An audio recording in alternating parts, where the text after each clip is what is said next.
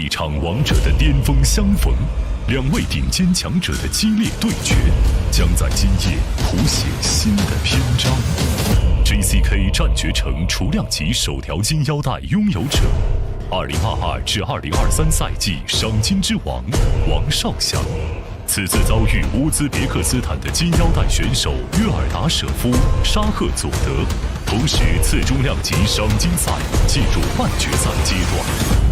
联合主赛边疆狼库尔班江土罗斯巴克与蒙古族悍将瑟吉拉胡争夺决赛席位。首先，精彩的复赛将为今晚的对决拉开帷幕，利刃已然出鞘，强者蓄势待发。JCK 战绝城王者系列006即将掀起一场势不可挡的风暴。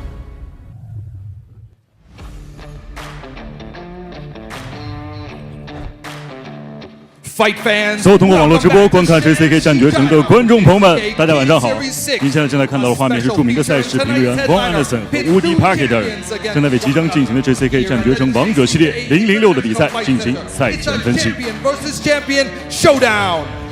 Here's the main eventer and bantamweight JCK champion Wang Sha. And he's fighting the Uzbek WEF bantamweight champion Shokhzod Yoldashev. A look now at the matchups graphic for tonight's champion versus champion main event. A rare privilege to bear witness to such an epic battle for the ages. Woody, this is going to be an incredible night of fights from top to bottom. Ladies and gentlemen, I'm Von Anderson. And I'm Woody Potkitar. And we are as excited as you are to be here tonight. Woody, besides the blockbuster main event, what else do the fans at home need to be watching for? You're right, Vaughn. This card is really stacked.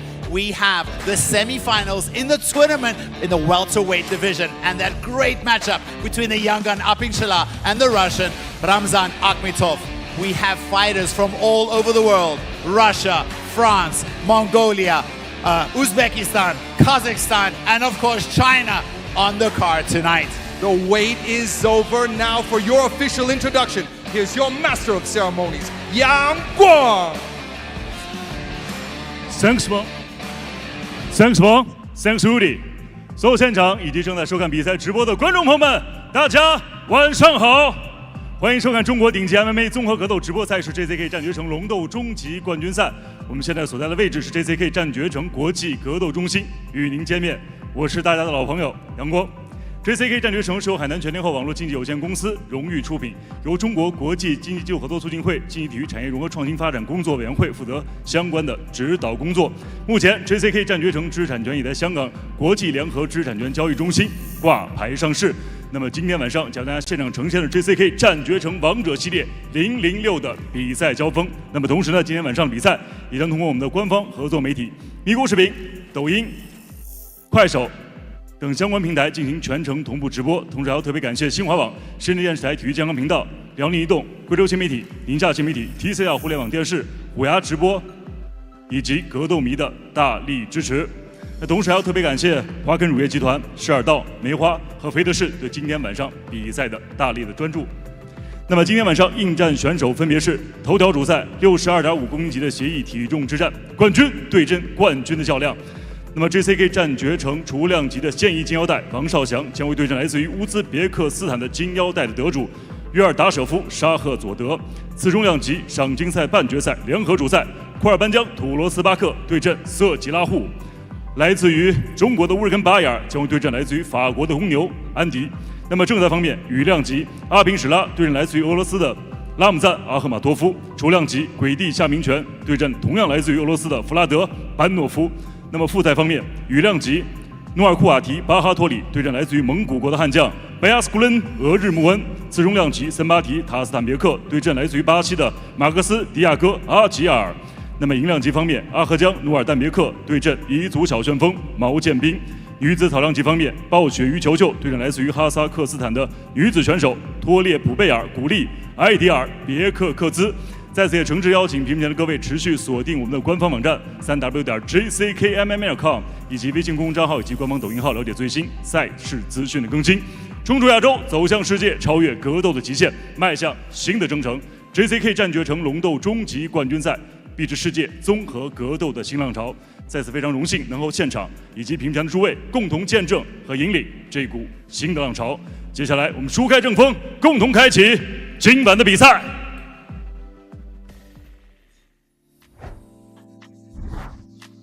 JCK 战决城比赛规则及打分逻辑。JCK 战决城常规比赛，每场比赛3回合，每回合5分钟，回合间休息1分钟。JCK 战决城4人赛，初赛，每场比赛3回合，每回合3分钟，回合间休息1分钟，肘击半放开。决赛，每场比赛3回合，每回合3分钟，回合间休息1分钟，肘击全放开。JCK 决城之夜，每场比赛3回合，每回合5分钟，回合间休息1分钟，肘击全放开。JCK 战决城龙斗赏金挑战赛决赛，金腰带挑战权、金腰带争夺权比赛及金腰带争夺战比赛，每场比赛5回合，每回合5分钟，回合间休息1分钟，肘击全放开。普通比赛，金腰带挑战权、金腰带争夺权比赛及金腰带争夺战比赛将由3位判分裁判员进行打分。JCK 战决城龙斗赏金挑战赛决赛将由5位裁判员进行打分。肘击禁止使用由天12点至地6点由前向后的拉肘攻击，半放开，不允许击打头部。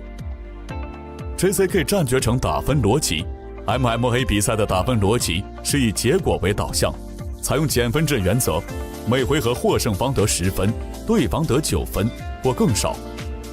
打分权重，以选手的技术表现作为评估标准，有效打击、有效缠斗、积极的进攻和局面的控制，重击的权重优于摔跤和控制。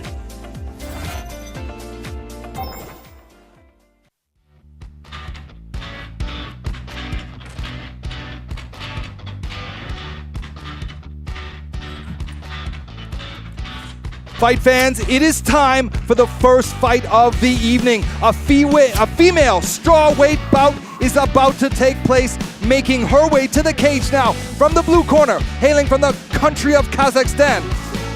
Tule Burgun Gumira Adilbek Kizi. I hope I pronounced that right. We can call her Gumi, and that's how we will address her from now on. She's 24 years old, making her MMA debut and her JCK debut. She trains at Gladiator Taraz Gym in Kazakhstan. Gumi brings up a boxing base with several boxing titles to this MMA debut, hoping to showcase her technical boxing prowess in this match.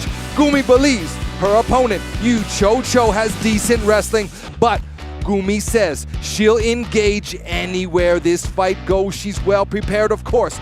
Coming from a combat sports-rich country like Kazakhstan, we can expect a lot for this young boxer making her transition into MMA tonight.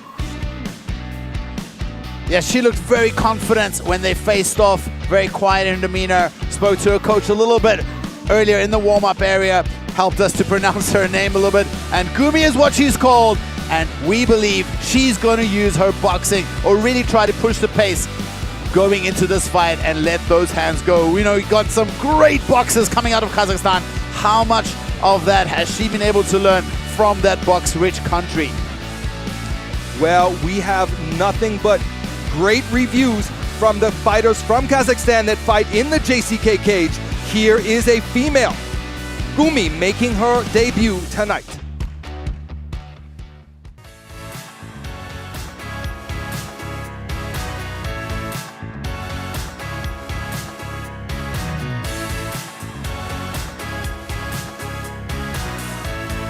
And there is her opponent, walking out of the red corner, Yoo Cho, This Anshan native, which is up north in Liaoning, China, is 33 years old, and this is her 4th professional fight. She's had one fight here in JCK where she won the fight. There's a special word in Chinese for people that are really academics. It's called a shui ba. Basically, it means this lady is really, really well educated. She has an MBA in business administration, speaks great English, but she decided to follow her dreams and stop her career as a professional and move into fighting. She started her training with kickboxing. Originally, her first coach was the Beijing Sanda team player who was coaching her privately in the parks, in abandoned warehouses, teaching her striking. Then she made the move to Agiar. She's traveled all around the place. She's even had a stint at City Kickboxing Team in New Zealand. Now she's based in Phuket at Lions MMA Club. She thinks of herself as a kickboxer, but we've seen her submit her opponent here in JCK. She flattened her opponent out and did a rear naked choke on her opponent. However, she believes kickboxing is where her strength is at.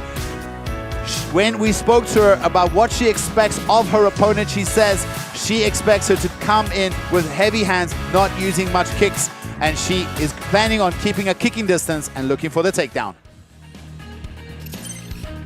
Looking now at the tail of the tape, and you see 9 years of age separate these two female warriors.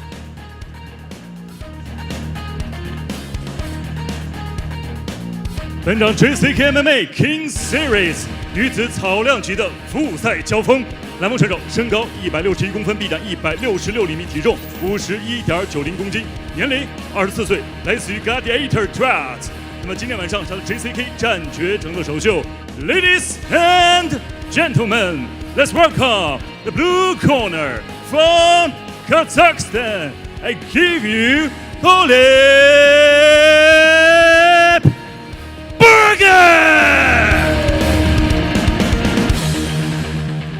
本场比赛，红方选手身高162公分，臂展161厘米，体重52.20公斤，年龄33岁，来自于 Lions MMA Club Phuket。MMA 综合格斗战绩3战1胜2负 ，JCK 战决胜战绩1战1胜，他就是来自于中国的红方选手暴雪Yoo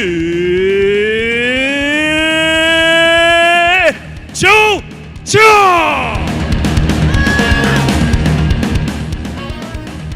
本场比赛场上裁判2名。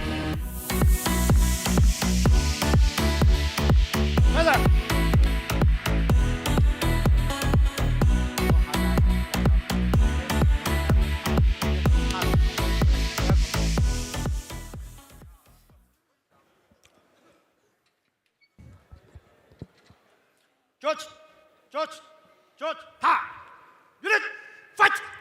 Gumi in the blue corner and Yoo Cho in the red.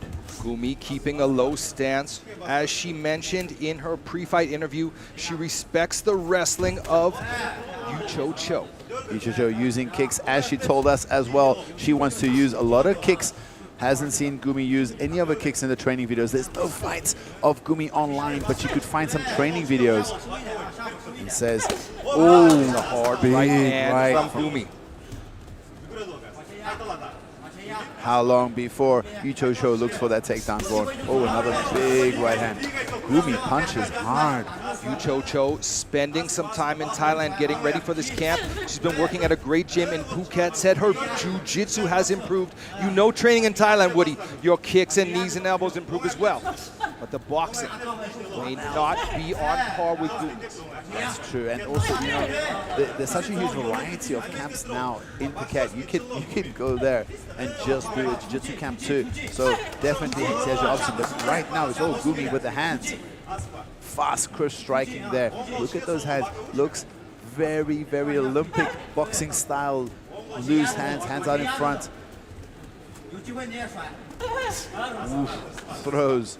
I'd like to see a bit more punches added to Gumi's flurry. I think she's got an opportunity to cash in on some of the openings, but she's just throwing 1-2s.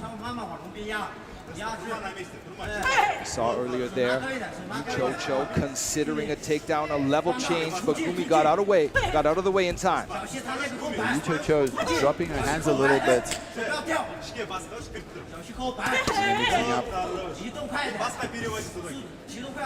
And also, there's a 9-year age difference between these two fighters. But you notice, Woody, when we were speaking with Yoo Cho, she talks about her career like she's got years to go. Yes, I mean, she's a smart lady. I think she's following her passion, her dream. A nice flurry there from both fighters in the center of the cage. Gumi working those low calf kicks.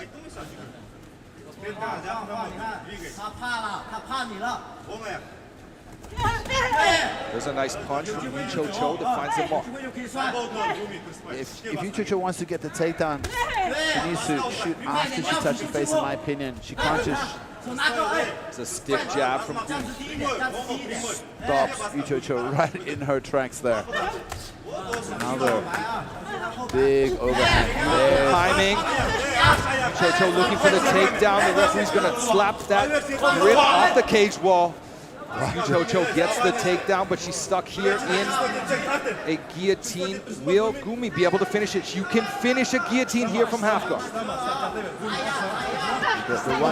That one arm doesn't look that tight. Maybe you can reset it. Yoo Cho doing the right thing, going to the other side. Hands are disconnected. We think that Yoo Cho is set. The torque on that guillotine is loosened now. Gumi on the body, trying to smother the distance so that Yoo Cho does not have the distance to develop momentum on those strikes. Both the feet now on the hips of Yoo Cho, but look at the pressure of Yoo Cho. She must feel comfortable here. Finally getting the fight down to the ground, but she paid for it earlier in the round. She also landed some punches. Do you think that, you know, with another minute of control and ground and pound, that she'll steal the round? I think so. But we still have a minute to see what happens. Will she get the submission? Look at this. Gumi does not look as good on the ground as she does on the feet, that's for sure. She gives the back. And you know, Yoo Cho is training at a Brazilian heavy camp. Got very good jiu-jitsu training there. She's trying to cinch that one arm through. Can she get it under the chin of Gumi? Last time when she finished with Renee, it was a similar position. Hammer fist thrown down here. Bad intent here from Yoo Cho. Final 20 seconds of this first round. Will Gumi survive? Yoo Cho hoping to finish here from the mount. Hammer fist from Yoo Cho as the clock runs down. She could finish it here. This is a bad spot for Gumi. Saved by the bell, perhaps. Gumi gets a second chance in the second round. How tired is Gumi after that? How tired is Yoo Cho? I think that Yoo Cho did enough to win. 对，早点反应，这样跟着耗子你会累的啊！打击要狠一点，不要你这是什 Let's 么？ take a look at some of the action from this opening round.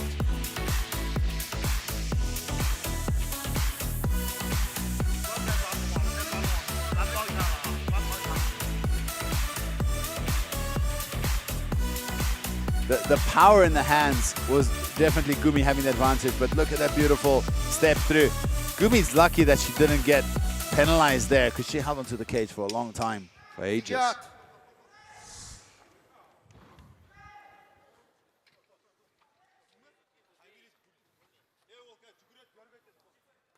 Back.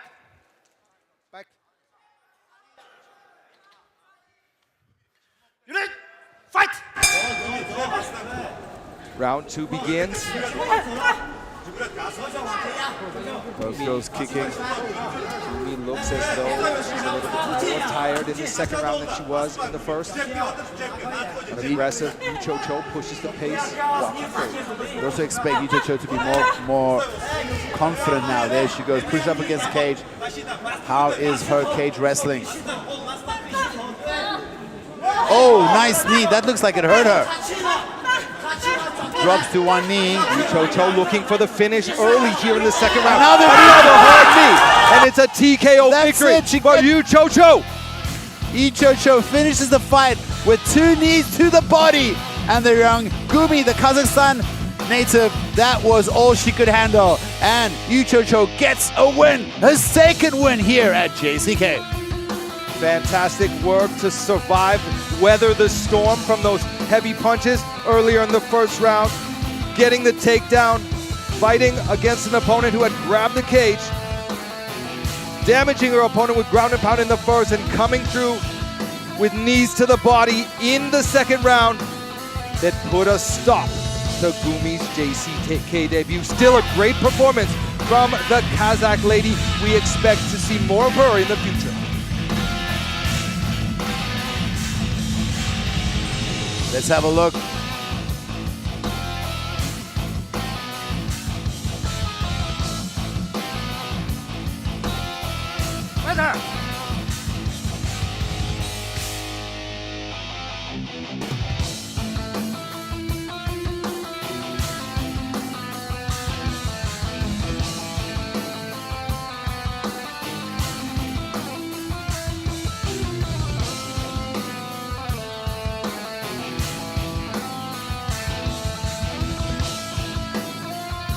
接下来宣布比赛结果。本场女子 MMA 综合格斗规则草量级比赛的最终结果为：来自于中国的红方选手暴取于球球，第二回合36秒 TKO Wang Sha. The winner is red corner, win by technical knockout.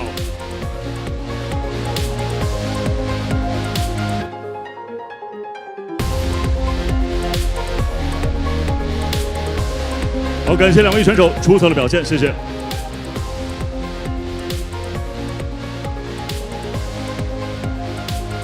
接下来的时间，我们将会迎来两位新锐选手之间的交锋。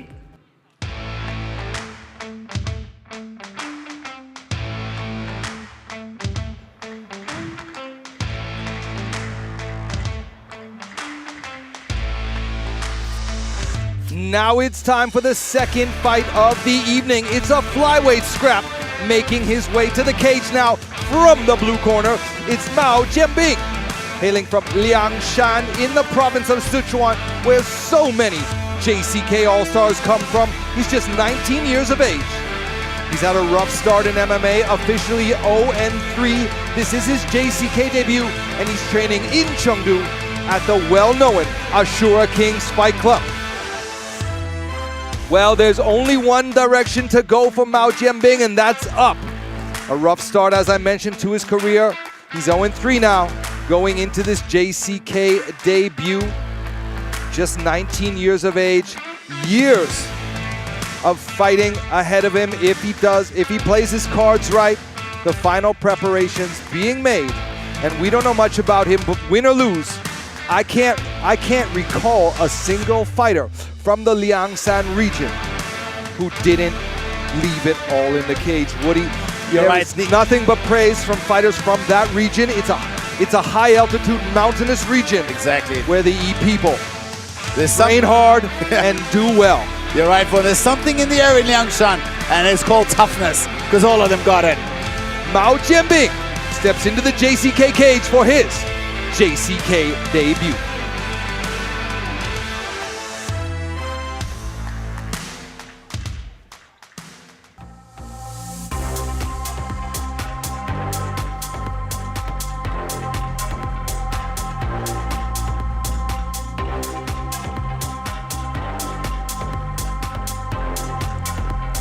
And there we see his opponent, the 21-year-old Agiar Nur Dambiake. This Ili native from Xinjiang. You're talking about Liangshan, Sichuan, his opponent, but you got to mention in the very same breath the other, maybe this between them, the two hotspots for fighters coming out of China, Yili Xinjiang. There's so many times, Amir, you spoke about it. How many times has Yili Xinjiang gone up against Liangshan Sichuan? I think on tonight's card, we have at least one, maybe two more fights, if I remember right, that are the same matchup. So many champions coming out of Yili in Xinjiang. This young kid started wrestling when he was young, but then for 2 years he was stuck at home during COVID. And then he started training with a friend, MMA. His friend knew somebody at Longyun, one of the biggest teams in China up in Harbin, gave him the introduction, and since then he has been at Longyun MMA. Unofficially, he has fought 7 fights. He's won 5 of those fights, losing 2 by decision, and he has 2 finish wins, one a rear naked choke and the other one an arm triangle. I expect this wrestling-based fighter to come in with a ground-heavy game, but let's see how it plays out.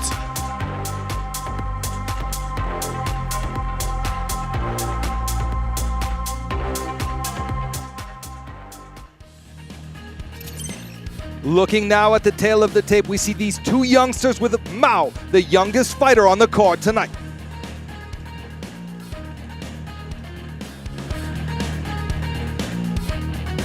本场 JCK MMA King Series 男子银量级的复赛交锋，栏目选手身高169公分，臂展168厘米，体重57.50公斤，年龄19岁，来自于成都阿修罗拳盟战队。MMA 综合格斗战绩6战5胜1负。那么今天晚上上 JCK 战绝城的首秀，他就是彝族小旋风毛剑兵。本场比赛，红方选手身高171公分，臂展179厘米，体重57.40公斤，年龄21岁，来自于哈尔滨龙云综合格斗俱乐部。MMA 综合格斗战绩3战全胜。那么今天晚上同样是他的 JCK 战绝城的首秀，他就是来自于中国的红方选手阿合加努尔大别克。本场比赛场上裁判王悦。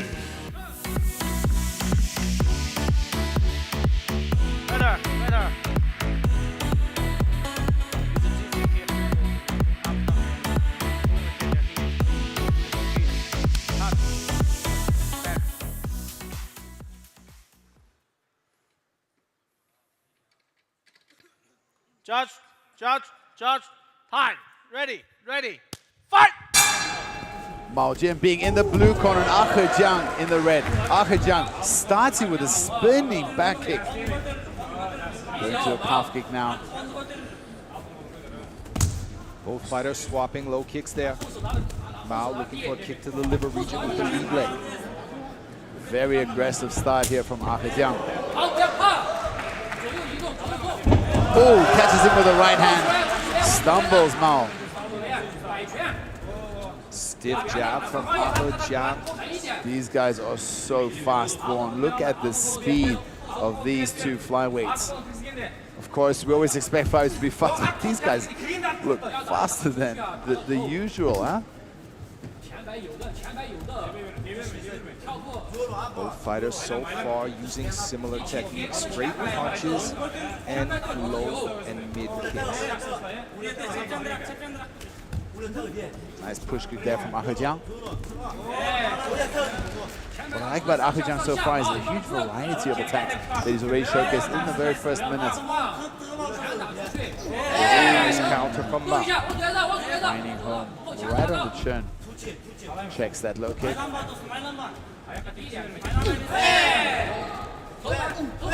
Nice 1-2 from Mao, finding the mark. Low kick from Agiar. Mao does a nice thing when he throws it right cross. Watch, drops his head a little bit as if he's going to the body and he looks low. Doesn't telegraph it too much.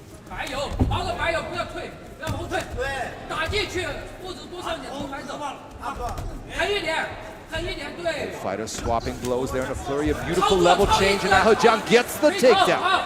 Very, very well timed. Takedown. Can he keep him down though? He's got the body lock. We know their team has some of the best grapplers in JCK, maybe in China as a team. They're a very, very grappling heavy team there at Longyuan MMA. Mao doing good to recover guard. You can also say our Shura Kings, they got some good coaches there. They have a good facility, a good team there.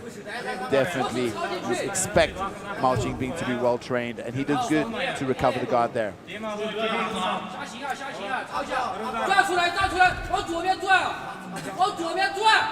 So half a butterfly there. Looks like he's trying to work in the other foot. Might go to double butterfly. Yes. See the underhook on the one side. And he uses that to get up. Both fighters swapping short knees there as they both get back to their feet. Agiar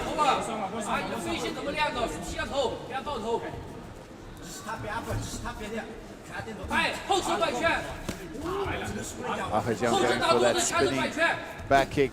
Not to the head, but to the midsection, but very hard to catch. The only real goal, the only real target you have there is aiming for the liver, but difficult touch it. Oh, but they trade blows, swapping in the pocket. Another beautiful takedown from Agiar.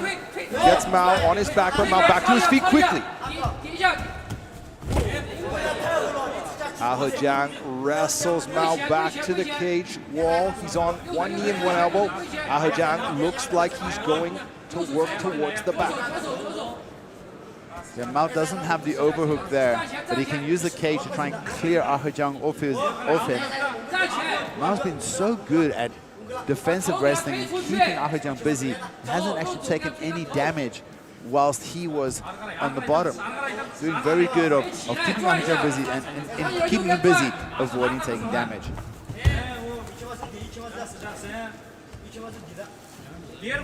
But it's still Agiar on top, working, controlling. He's dominating the pace of this fight and where this fight is going, taking place.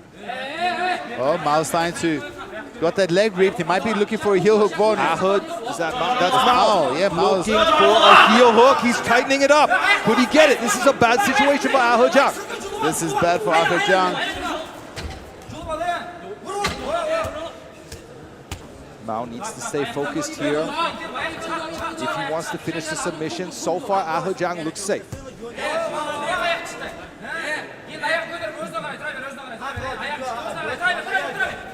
Stacks him. Mao goes, oh, now he's Finally abandoning that grip on the foot. Agiar passing the guard now.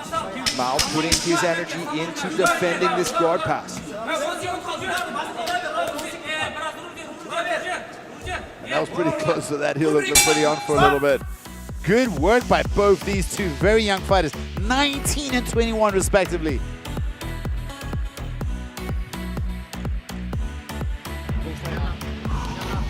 So I don't know who won that round. Maybe Agiar dominated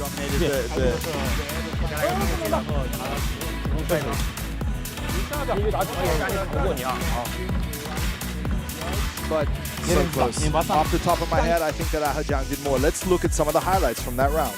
But because Mao was catching Agiar and made him decide to look for the takedown.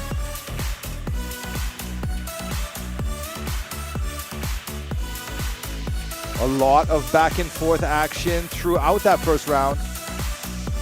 There's a beautiful shot from Agiar.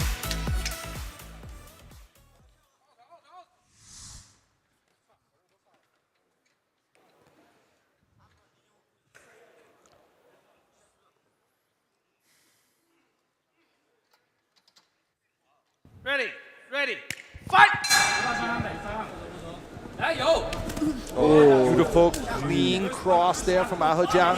1-2 right off the bat, and it's Mao that looks for a nice takedown. Ends with a knee to the solar plexus. Mao coming, Agiar coming out strong in this round. There's another shot, and he gets it. I believe now that's 3 takedown attempts and 3 successful takedowns for Agiar.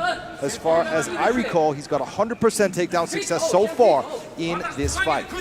But Mao has been good at getting back up. Only the last one of the last round where he spent time on the ground longer. But now on the back, Agiar.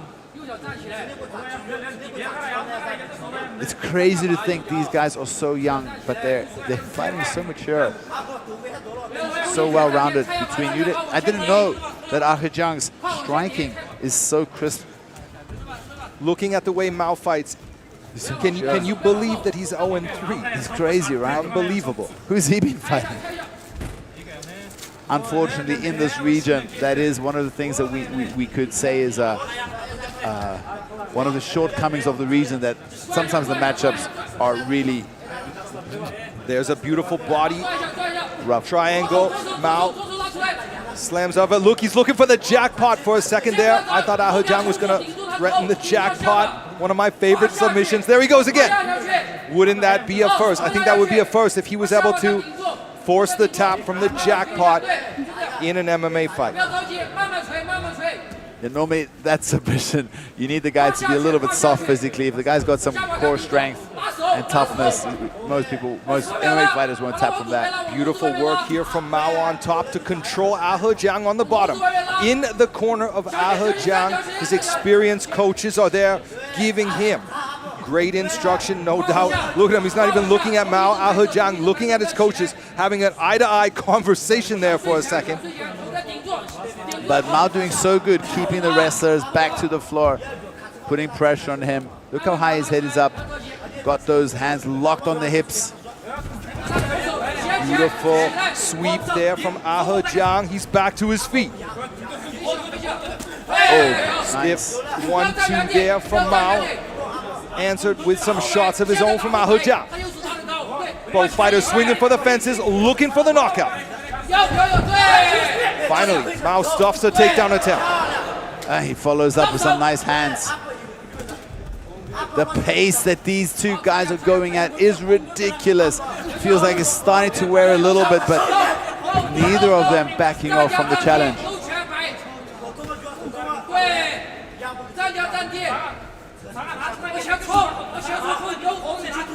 Another nice half kick. Beautiful work from Mao. Beautiful timing, placing that kick right at the right time. I saw Agiar react to those low kicks, but in the end, Agiar getting the takedown. Now he's on top, getting a much-deserved deep breath there on top. Maybe Mao thinking, well, if you're going to have a rest, I'll have one too. I'm not getting punched too much.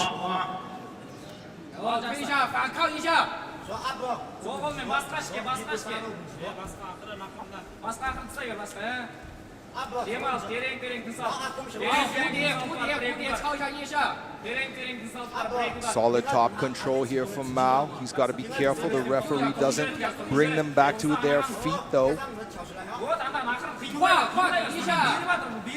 Mao's not taking too much damage. Got one butterfly hook in.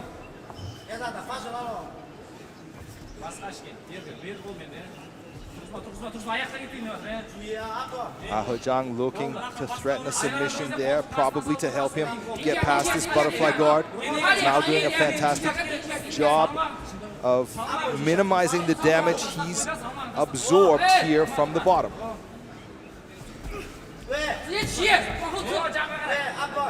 Now Mao looking for the underhook escape. Jang looking for that shallow darce. Is he going to be able to finish this? He's putting on some pressure. Looks to switch now in a north-south position. Mao pops out of that submission well.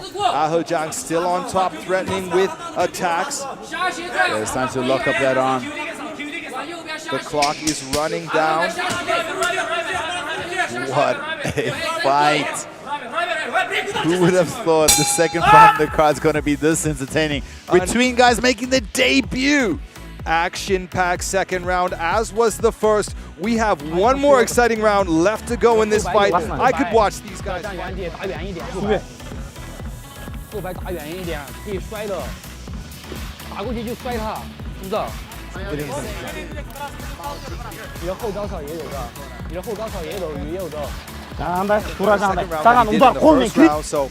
But I think both fighters, they really just got to leave it on the table. I don't know if either one will be able to finish the other, but I think that's really the only guaranteed way of winning this fight, because so close. It's a close fight. So and both fighters have done fantastic in both rounds. Like, So Mao was leading that round, second round, and then Agiar came back. It's so close. I'm happy I have the mic and not the scorecard in front of me.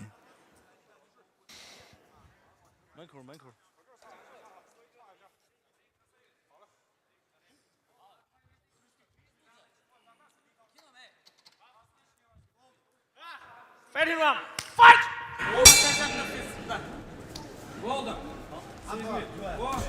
This guy's jab from Jang. As we were mentioning earlier in the broadcast, Mao is 0-3 and Jang is 3-0. So don't judge a book by its cover, folks. Both these guys are very well matched, and this is a very competitive, close fight. Jang now on the attack. Look at that shot. Beautiful stuff from Mao. Both fighters back up quickly, swinging wild punches. Mao, when after he stopped that technique, just come up swinging away. So dangerous. Nice knee there from Mao in that clinch position. Jang sends one in there to the thigh of Mao.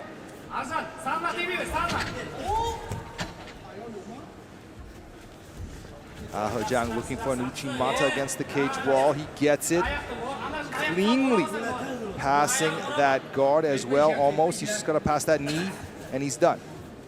Look at Mao already going to his knees. Mao making it difficult for Jang to secure a solid control here on top.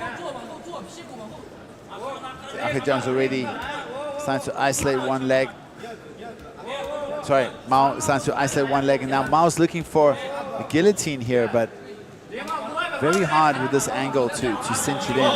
3.5 minutes remaining in this fight. Tight top control from Jang. Mao really, in my opinion, needs to get desperate and do something dramatic. If he stays just in this position for the rest of the round, I think Jang's got it. Who knows what happened in round 1 and 2. This fight was so close. It could be that Jang's already ahead 2 rounds, or he's behind 2 rounds. Mao Jang seems to have heard me with a violent sweep, gets back to his feet and starts swinging, now working the body.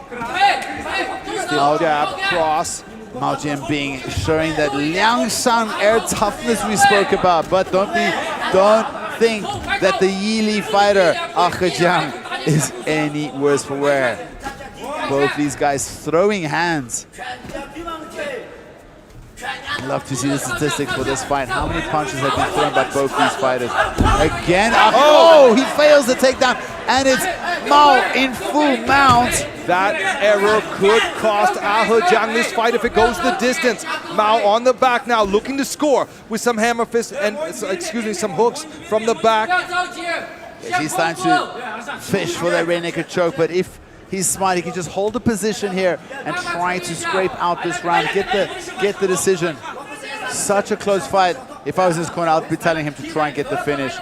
Nothing is set in stone. Oh, but Jang turns around inside the close guard, inside the back control of Mao. Inside now, Mao's open guard. Jang looking to score. Both fighters seem to understand that this is a close fight, and they're looking to do all they can to score as many points as they can and look for the finish, hoping to guarantee a win here in this exciting match. Nice up kick from Mao. Works the thigh. Oh! Huge up kick! Oh, an illegal up kick there from Mao. A warning from the referee. Catches him twice coming in. Jang's knees were already on the floor. Those were illegal strikes, but hard in the moment for the bottom fighter. He couldn't necessarily tell that his opponent already has the knees on the floor.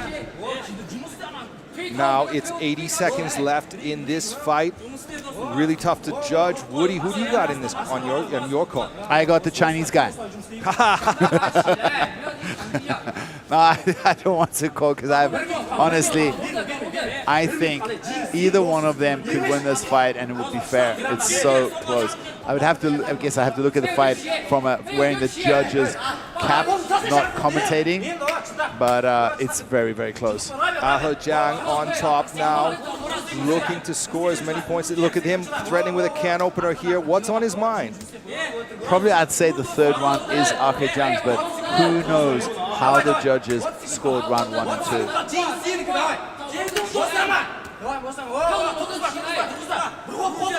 Frantic screams from the corner of Jang. Instructions to do as well as he can in this final 14 seconds.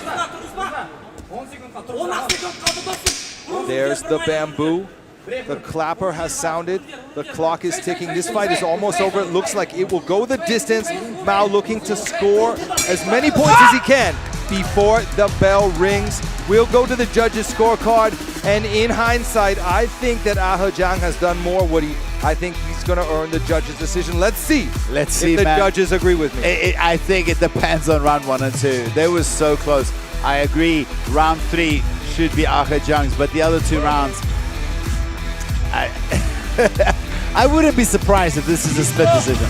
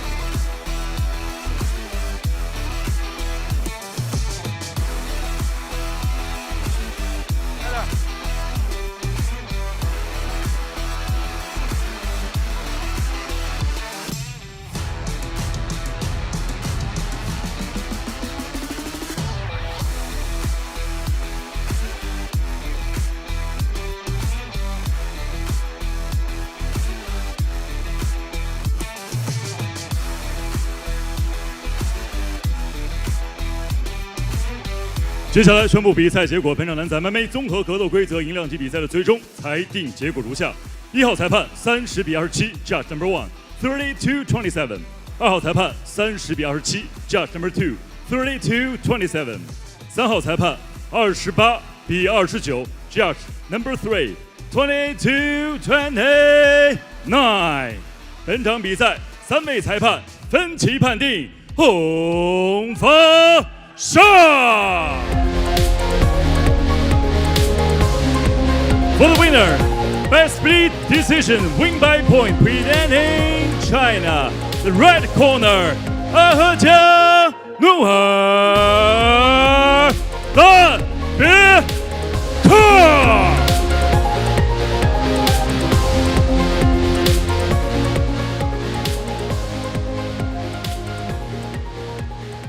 接下来的时间将为大家现场呈现的今天晚上的第3场复赛，中国选手与巴西选手之间的对决。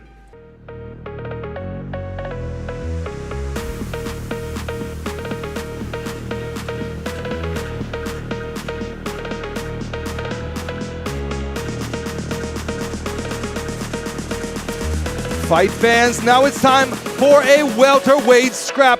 Making his way to the cage now from the blue corner. Hailing from Brazil, it's Thiago Agiar. This 22-year-old now lives and trains here in China in the province of Jiangsu, where he trains at Kaohsiung Fight Club. Thiago brings 5 wins in amateur boxing into this JCK debut. He's a purple belt under JCK veteran Eduardo Hamon, who we see walking out with him now. We've been told to watch for Thiago's triangle off his back and his boxing combos. He's left a job, a girlfriend, and his family behind to move to China and chase his MMA dreams here inside the JCK cage. A very confident young man, just 22 years of age, traveling from a very far away country, Brazil, literally the other side of the planet, to come and try his luck here inside the JCK cage. Thiago Agiar steps into the JC cage for his JCK debut.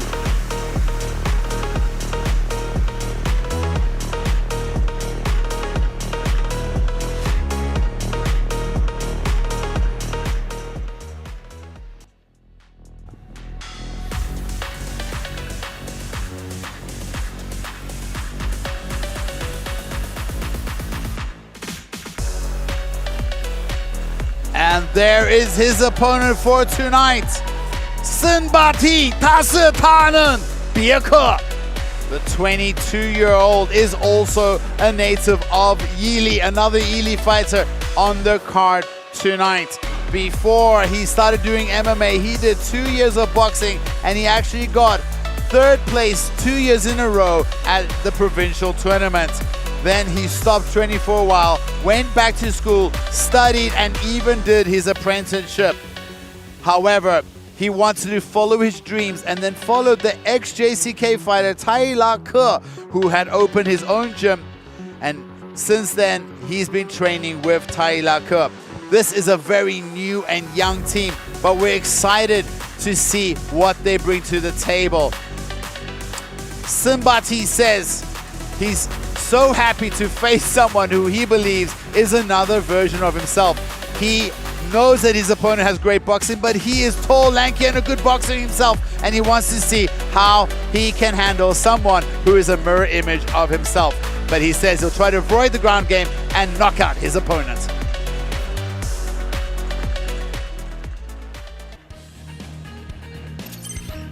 Looking now at the tail of the tape, and we can see Thiago Agiar will enjoy a significant reach advantage. 本场 JCK MMA King Series 男子次重量级的复赛争夺，来访选手身高190公分，臂展193厘米，体重77.20公斤，年龄22岁，来自于江苏浩盛格斗俱乐部。MMA 综合格斗战绩2战全胜。那么今天晚上他的 JCK 战决城的首秀 ，Ladies and gentlemen, let's welcome the blue corner from Brazil. Gets ready for Marcos Thiago Agiar。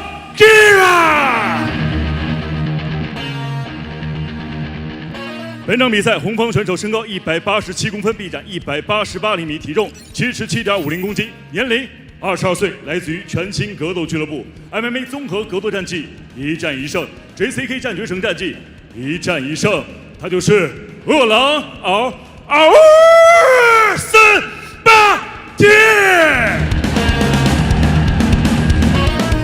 本场比赛场上裁判张永新。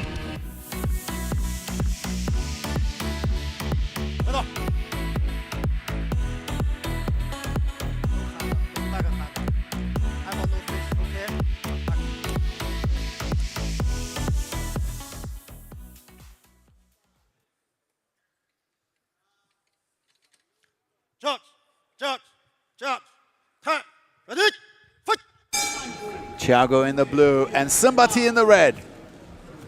Senbati in the southpaw stance. You know I love my southpaws. Look for both these guys to use their cross, their backhands, the power punch. Will Thiago look for an early takedown? I'm so excited to see this. Nice low kick. A cautious start from both fighters. Here we can see Agiar now unloading here with some heavy shots. A big body kick from Thiago. You know, if you're such a tall guy in this division, you don't get to train with other tall guys that often. Senbati obviously has quite a few tall guys, like his coach and training partner, Lahu, who also fights in this division. Agiar has the 5-centimeter reach advantage, but does he have a southpaw sparring partner to practice with? He looks very comfortable with those body kicks, looking for the right cross and that power right leg. Senbati throwing wild punches there. Beautiful push kick to the midsection from Senbati. Nice calf kick, answered with a stiff right hand from Agiar. Now two brutal knees to the guts. This is an action-packed fight so far. Senbati firing some hard punches that landed on the head of Agiar.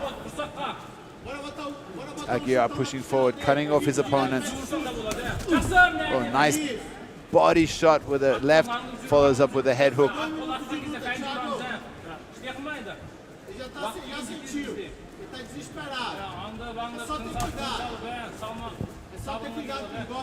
Tentative from Senbati. No takedown attempts so far in this first round. 2 minutes deep now. Senbati through that lead leg head kick. Another beautiful body kick followed up with a right cross right on the nose of Senbati. But Senbati fires back so tough. Now it's Agiar looking to close the distance. Nice clinch there, firing off some knees. The nose seems to be broken. Blood coming out of Senbati's nose. From the angle I saw, it looked like it's already a little bit misshapen. When I interviewed Senbati, I said, have anything else to say to the fans? And he's like, well, MMA, you got to show off your skills. The beautiful, the arts of MMA, that's what he wants to showcase. And right at the end he says, look at Senbati's mouth wide open. Woody, I believe you know what you're talking about. The nose could be broken. But Senbati swinging for the fences, not accepting the damage or the obstacles this injury to his nose has brought. Look at the blood now on his chest, pouring out of his nose. And he keeps touching that nose. That must give Thiago a lot of confidence. Look how Thiago stalks him, cutting him off. Head hunting now is the Brazilian. Senbati smiles at him, but deep breaths at the same time. Look, he's trying to fix his nose. Still 90 seconds left in this round. Senbati, although he's attacking, looks in rough shape. Well, he's still throwing back, and Thiago needs to respect his opponent here. He's still dangerous. Both these guys are very dangerous. Another big kick thrown by Thiago. Beautiful push kick there from Senbati. Another one. So such a conflict of styles between the two. Thiago very composed, very technical, slow, methodical. Senbati a little bit more random. His hands dropping, throws different kicks. Big punches thrown by both these guys. Nothing finding home right now. Thiago is looking for the finish. I think he needs to be a little bit more cautious. He's definitely up on the cards here in this first round. If I was in his corner, I'd be telling him to just pick apart a little bit more. Less power, more speed. More volume, exactly. Yes, let your front hand do the work, because Senbati's still dangerous, man. He's throwing so much power. Senbati does a scramble here. Both fighters get to their feet. Oh, a hard right overhand from Agiar. There's the bamboo. Big punches thrown by Agiar. Final seconds of this first round. Action-packed, but you gotta believe the Brazilian Agiar got the better of that round. Senbati tough as nails. Cansou muito? Tá de boa.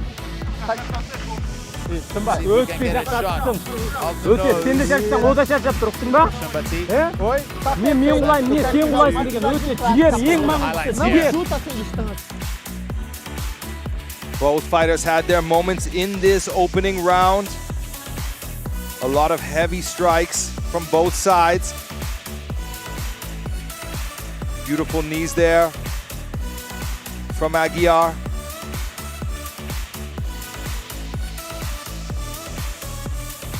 Some action from Senbati as well.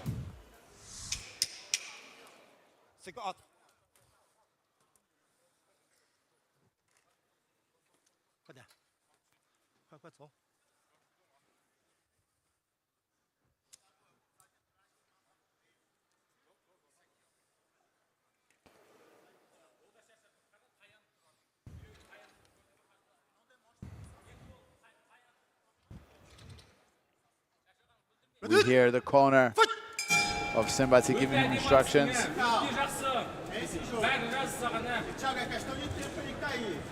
Senbati plods across. He does cross his leg a lot. Very unorthodox footwork here. He's got to be careful.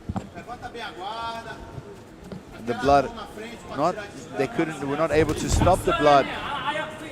That's probably the 4th time that Senbati's landed that heavy low kick. With those tall, long legs of Thiago, surely it's got to hurt.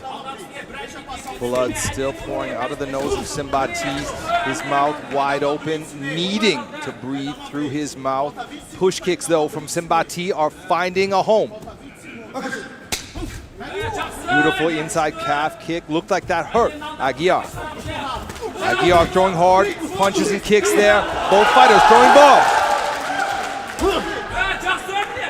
Agiar really does not have an answer to that far leg push kick. Now he goes for some of his own. Giving Senbati a taste of his own medicine. Oh, a high kick there from Agiar. Just misses. Agiar is dropping his hands, stalking Senbati, but Senbati is still dangerous. I'd say Thiago needs to be careful here.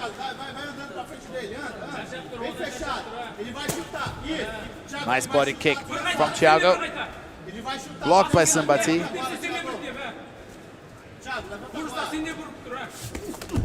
Senbati going low first with the left to the body, then coming up high with the right. I love that combination. There's a beautiful low kick to the knee area, buckling the knees of the Brazilian Agiar.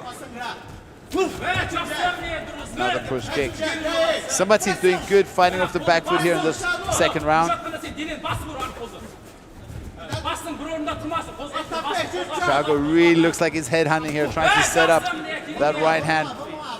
Frantic calls and advice from the corner of Senbati. Of course, that's JCK's veteran, Kailaka. You know, these kids, they're only 22 years old, and both of them haven't had that many fights. But they're doing so good here, so tough.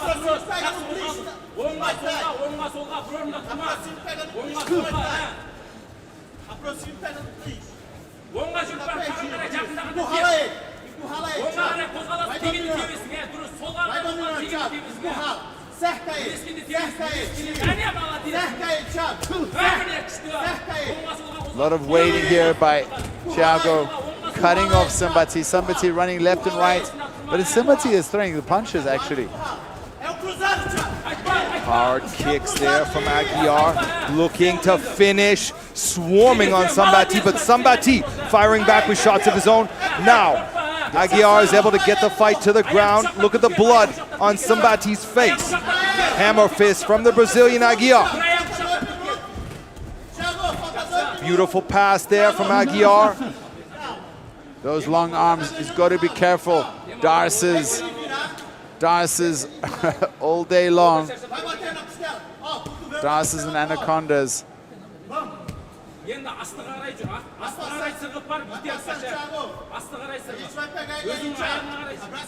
1 Might be minute, setting up a north-south choke here. 1 Lifts minute, the head up there. 20 seconds left in the 2nd round. The clock is ticking for Agiar. If he wants to finish by submission, he needs to hurry up.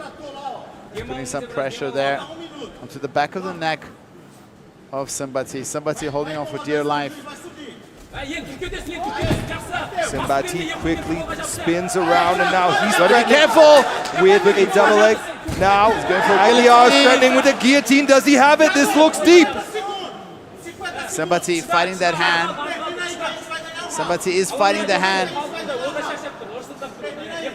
Can he get his elbow over can he get his right elbow on the shoulder of Senbati? Thiago taking his time, taking some breaths. I would like to see Agiar use a butterfly hook to flip Senbati over and look to finish this from the mount. Agiar looking to his corner for instructions as he continues to keep the crunch on this guillotine. Only 13 seconds left. Senbati doing the right thing, waiting for the time. Now he's cranking a little bit more. Senbati pops his head out just as the bell rings. A touch of gloves, a sign of respect. We will see a third round after a 1-minute rest. Yetti, hareket 8 kimi kaldı başladın da. Diyelim üçüncü maydan. Üçüncü maydan diyelim bola diyelim. Nağız çıgerin üçüncü maydan çıkarttın da. Birinci maydan, ikinci maydan.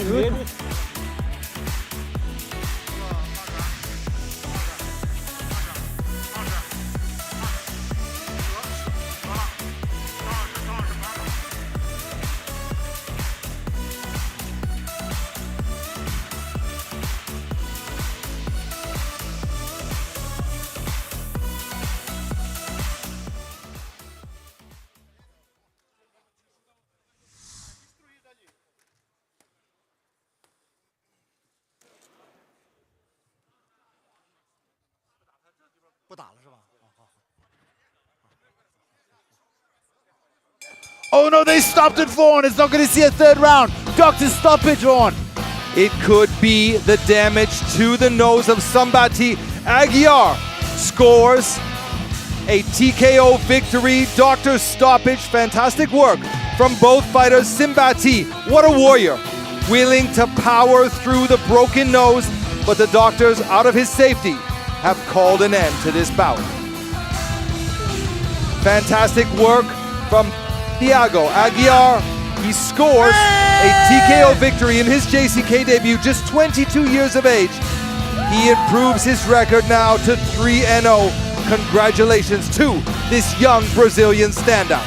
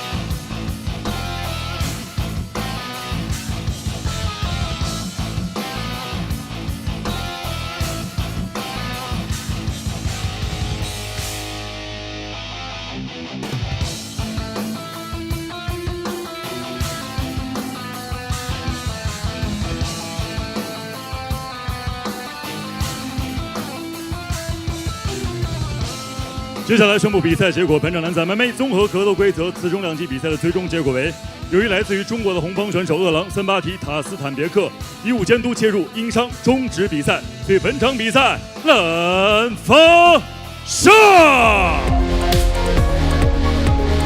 The winner is blue corner.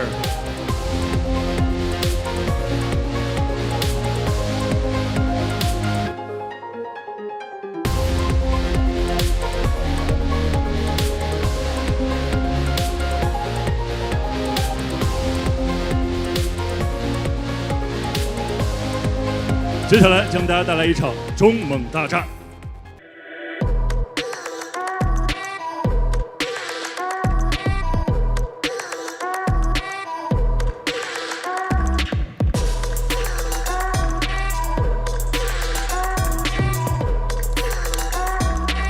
Now it's time for the fourth bout of the evening. A featherweight match sees Mongolia's Ermuun making his way to the cage now from the blue corner, representing Storm Team. Ermuun made his JCK debut in August, winning that match with a rear naked choke, remaining undefeated now at 3 wins and no losses.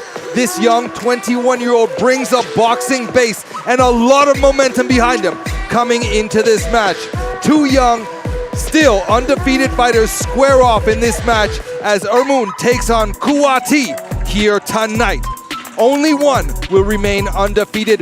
Ermuun no doubt hopes that will be him. Storm Team in Mongolia is a great place to train with tons of talented training partners to work with. And of course, world famous Danan Batgarel is with him on a daily basis there in Mongolia as well. I would also like to take a moment to give a warm JCK welcome to all our Mongolian fans watching from Mongolia. We just love the energy and talent coming out of the country of Mongolia, and we look forward to hosting more great Mongolian stars like Ermuun in the future. The final preparations are being made for this young Mongolian star. 21-year-old Ermuun is making his way to the JCK cage now for the second time. Unbelievably, with a boxing base, he has 2 submission wins on his record. We're looking forward to seeing what this young standout brings to his second JCK fight.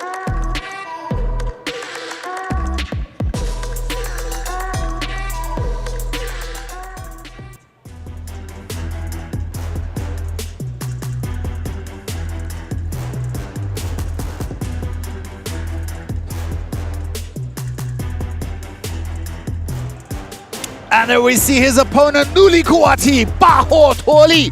This 22-year-old grew up loving MMA, always watching fights and being a huge fanboy. He first started training with judo in his hometown of Shili up in Kazakhstan. He did that for 1 year, but then he had to start working. He worked as a mechanic for 2 years, but finally decided to chase his dream and become a fighter. He also trains under the JCK veteran Lahu, who just saw his teammate lose in that against the Brazilian. They just moved back to Ili in Xinjiang. They were all the way on the East Coast, now moving all the way back west, and he's been with his team since they started. He's had 3 amateur fights and 1 pro MMA fight, winning all those fights. The only loss he's ever tasted was in kickboxing. But hear this, folks, that kickboxing fight, he took 10 days into training martial arts. He'd never trained. 10 days in, he took a fight, and it was a knee that saw him lose that fight. He is a southpaw, but he does like to switch stances, just like his coach, Lahu. He predicts this will be a stand-up war, and he doesn't think it's going to see a 3rd round. In my opinion, Kuwati has a big test in front of him, going up against the Mongolian. The Mongolian has great hands, but we just saw Kuwati is his teammate and himself. They are tough as nails.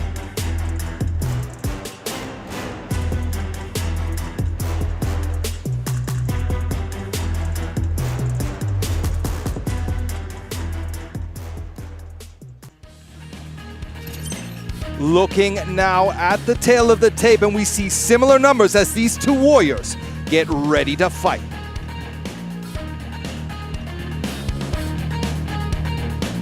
本场 JCK 战决成王者系列羽量级的复赛争夺。蓝锋选手身高180公分，臂展183厘米，体重66.50公斤，年龄21岁，来自于 Storm Team。MMA 综合格斗战绩3战全胜 ，JCK 战决成战绩1战1胜。Ladies and gentlemen, let's welcome the blue corner from Mongolia. I give you masculine Ermuun.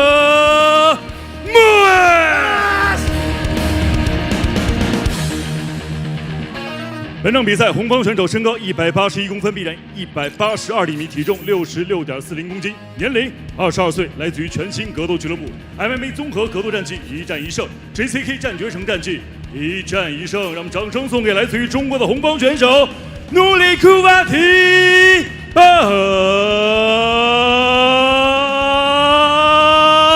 托利。本场比赛场上裁判王金刚。Fighter. Do not elbow the hand, okay? Touch. Hand the lock.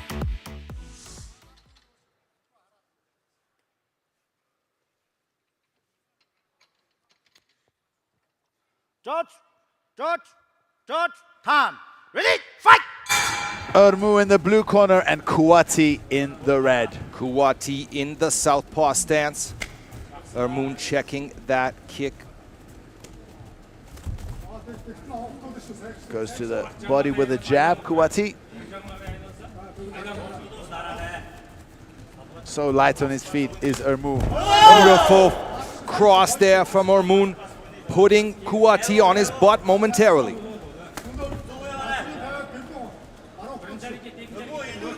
You can tell, you can see the boxing base of Ermuun. Look how tight that guard is. And so light and fast on his feet. We spoke about, I mentioned to you today, Mongolian as an ethnic group, as a country, they're so respectful and friendly when you talk to them, engage with them. But when they step in the ring, they are tough as nails. It's a huge generalization, but somehow it's Kuwati putting the pressure on Kuwati giving a tough time to Ermuun. Ermuun survives that flurry and he's back to the center of the cage. Hands up high from Ermuun. Kuwati eats a body kick there. Throws back immediately.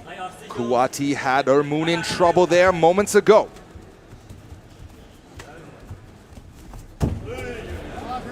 A wild kick there from Kuwati, almost losing his balance.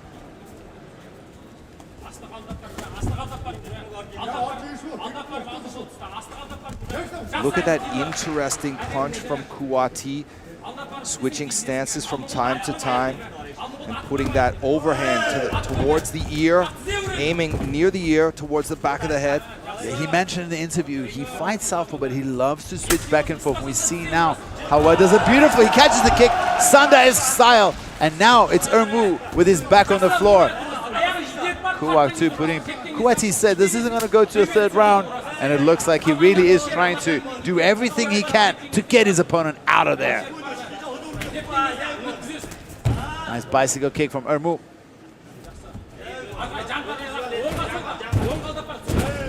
Just misses with that big kick, gives up the back.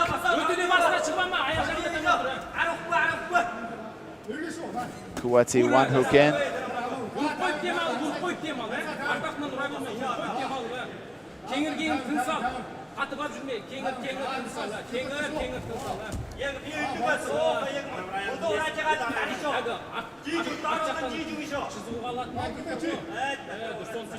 He's got that leg locked.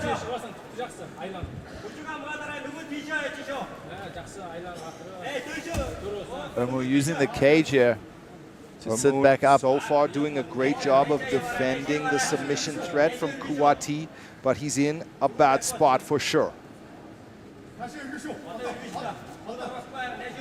Kuwati looking to get that second hook in. Ermuun making it difficult for the Chinese fighter to get complete back control. But still, Ermuun is in a tough situation here. He's doing a fantastic job of neutralizing the submission attempts, but he needs to get out of this bad spot and back to his feet, or at least on top here on the ground. You see how he's holding on to that one hand, not allowing Kuwati to climb more to the back. Looks like Kuwati is starting to... Oh, looking for a banana split. Oh, my. Nice hammer fist from the bottom there from Ermuun. Heavy hammer fists. Kuwati now inside the open half guard of Ermuun with a tight control here on top.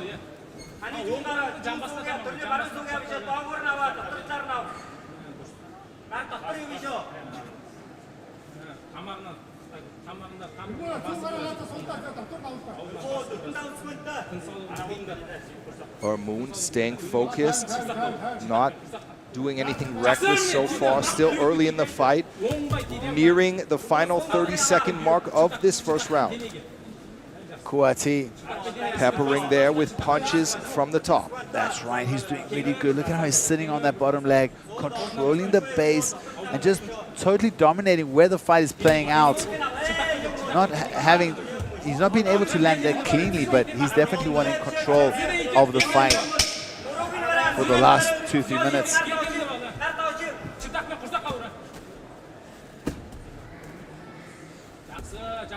But as they say, the fights always start on the feet.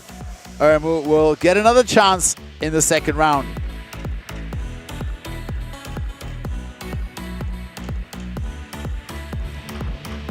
әдемі істедің. Күшін сезілдің ғой өзің, күшін сездің ғой,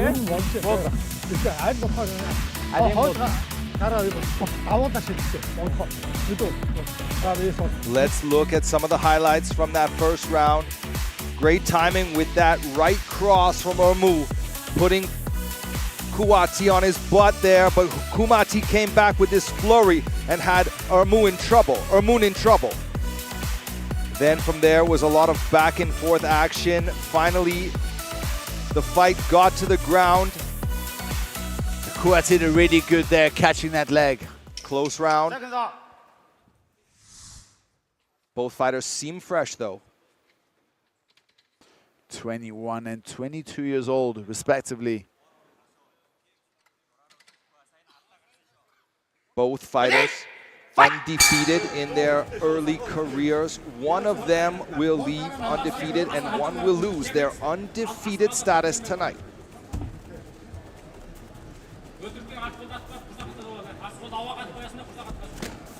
Nice. Ermuun firing from far out.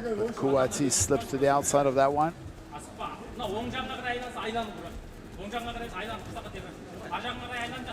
Kuwati looking to cut angles, and oh, look at that. Looking for a flashy kick. It cost him. Now Ermuun has taken Kuwati down and he's past the guard already. Early now in this second round, still more than 4 minutes remaining. Plenty of time for the Mongolian standout to again win by submission. Will he be able to do it here in the second round? Look at Kuwati already starting to recover guard. Ermuun was holding on to that. He had the cross face and underhook and really held tight. Now he's stuck in the guard of Kuwati.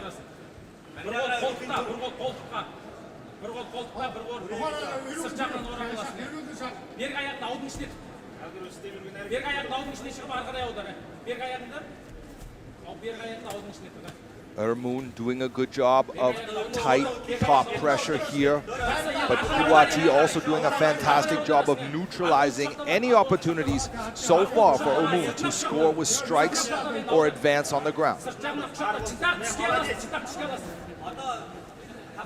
Kuwati pretty active here with his guard, seeing if he can sweep or unbalance Ermuun.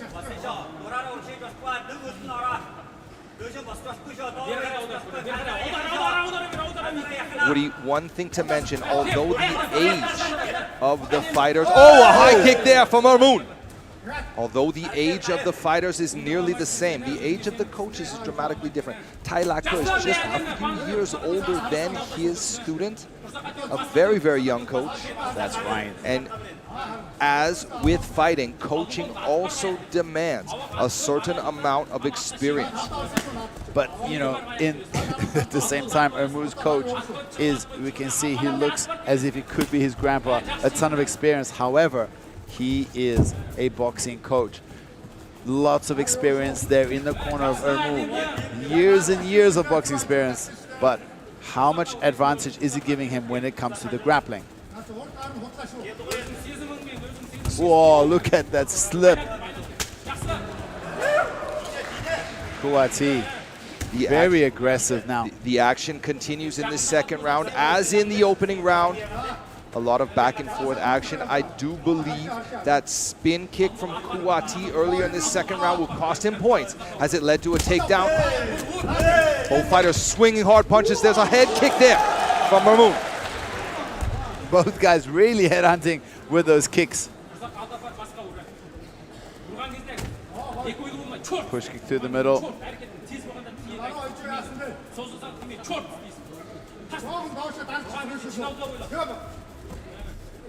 Some flashy stuff. A big head kick followed by a spinning back kick.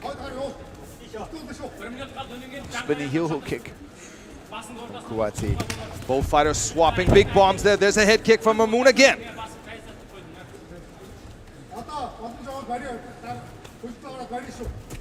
Nearing the final 1 minute here of this second round.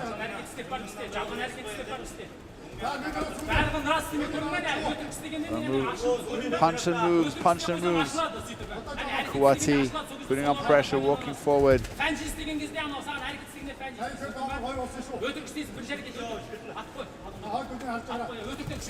Both fighters swapping punches there. A nice counter jab from Ermuun. Kuwati backing up now. He's dangerously close to the cage wall. 40 seconds. Look at the jaw of Kuwati opening wide there. He appears to be tired. That's the second kick he got in about 20 seconds in the liver area of Ermuun. You see how Ermuun is now tucking his elbows more. Oh, a nice punch. Punches followed up by a nice kick there to the face. Ermuun scoring here in the second round. There's the, a beautiful jumping knee. Perfectly timed. Kuwati eats it like a champ and he's back to his feet. Another knee there from Ermuun. And the clock runs down in a rainstorm of punches. We'll see a third and final round. And I'm telling you, Vaughn, Kuwati was definitely hurt there. When the referee came in, he stumbled. His roll there. Can he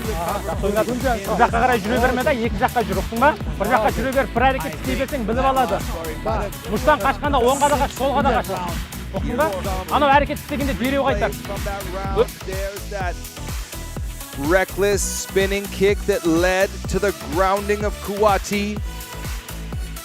Got to give that round to Ermuun. What do you say? I agree, especially with that last flurry that they had. He actually had Kuwati hurt, in my opinion. Beautiful counter left.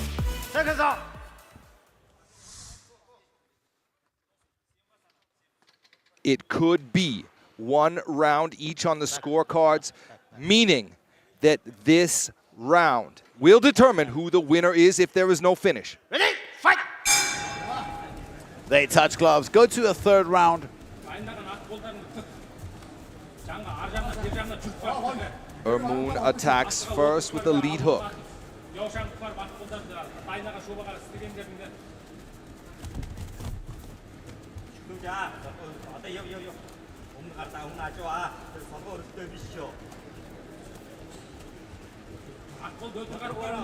You could hear a pin drop in this studio.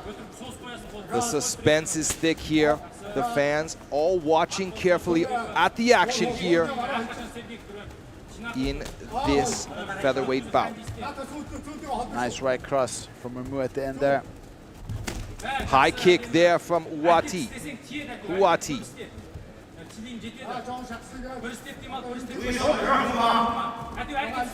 Gets warned by the judge not to let his fingers go out.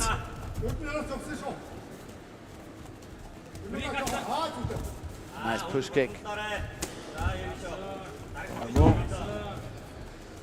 Regardless of the score, whatever it is on the judges' scorecard, it does appear that Ermuun is the fresher fighter at this point in the fight. Would you agree, Woody? Absolutely. But he is waiting a little bit. I think he can work a bit more. He's been doing very good countering. Oh, nice 1-2. Slips back, comes back with a beautifully timed 1-2. A flurry there from Kuwati. Hoping to score. 1 punch is all it takes to end the fight from either fighter. Both fighters need to respect the threat the opponents bring to this fight. Beautiful calf kick from Ermuun and beautiful head work to evade those wild punches from Kuwati. The footwork and the head movement on display here by the Mongolian fighter Ermuun has just been really beautiful. But at the same time, Kuwati, such a warrior, working forward non-stop. He's taking the fight to the Mongolian.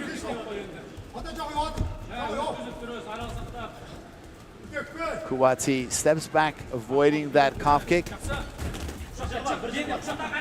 He's got Ermuun. Kuwati pressing Ermuun against the cage wall in his corner. The calls from Tailaka in his corner.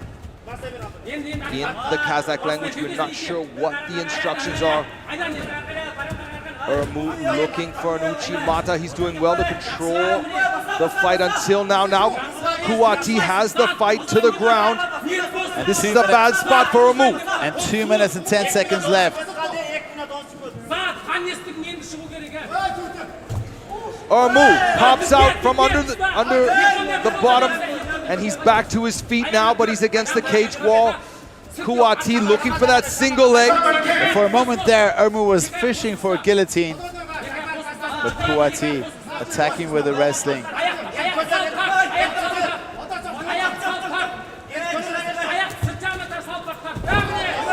There's a nice takedown from Kuwati. Ermuun on the bottom here. Tight top control from Kuwati, looking to score.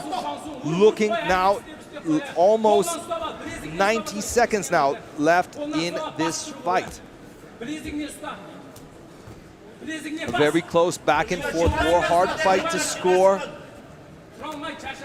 You can imagine both fighters are thinking the same, and they're looking to do whatever they need to do to make sure the judges vote for them here in this bout. Yeah, and look at Kuwati, the hip pressure he's putting on top of Ermuun. He's not allowing him the space, passing one leg over, but his hips are so heavy and low. He's really focusing on keeping Ermuun's butt to the floor, not allowing him to stand up, grind out this round. Oh, going for the Dagestan handcuff there. Can he wrap up the leg and lock down that leg? Got it. Reaching the final 30 seconds of this fight. Kuwati on top here. A tough spot for Ermuun. I really think he needs to do something a little bit reckless here and speak to the judges a little bit. Now Kuwati is looking for a submission. He transitions to mount now. This is very bad for Ermuun. Gives up the back as well. Hooks in. He's fighting, only 10 seconds left. Big punches from Kuwati.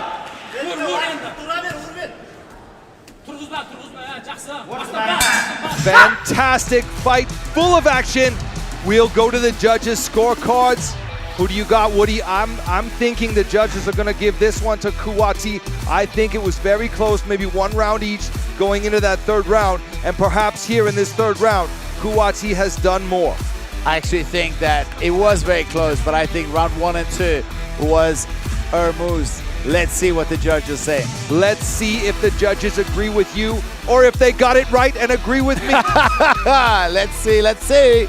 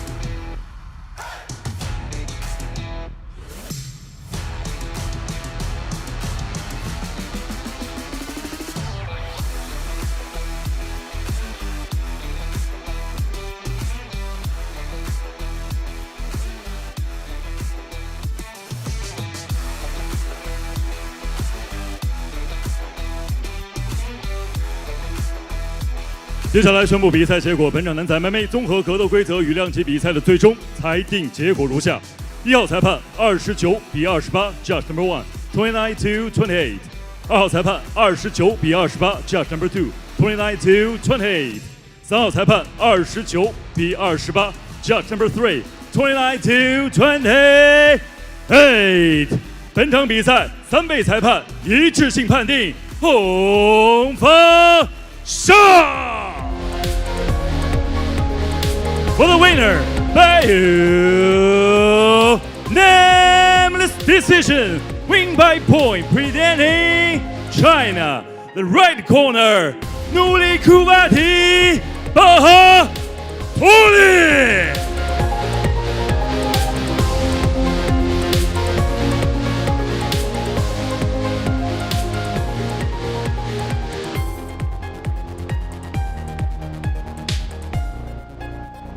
好，感谢红方选手出色的发挥。接下来马上开启我们今天晚上正赛环节的比赛。10月26日，我们即将迎来 JCK 战绝城王者系列006 2022至2023赛季赏金之王王少祥将对阵乌兹别克斯坦金腰带选手 Yoo Cho Shokhzod。对他没了解太多，就那样吧，谁来都一样。O'zbekistonga meni yutug'im, muxlislarim, davlatim, bayrog'im juda katta ahamiyatga ega.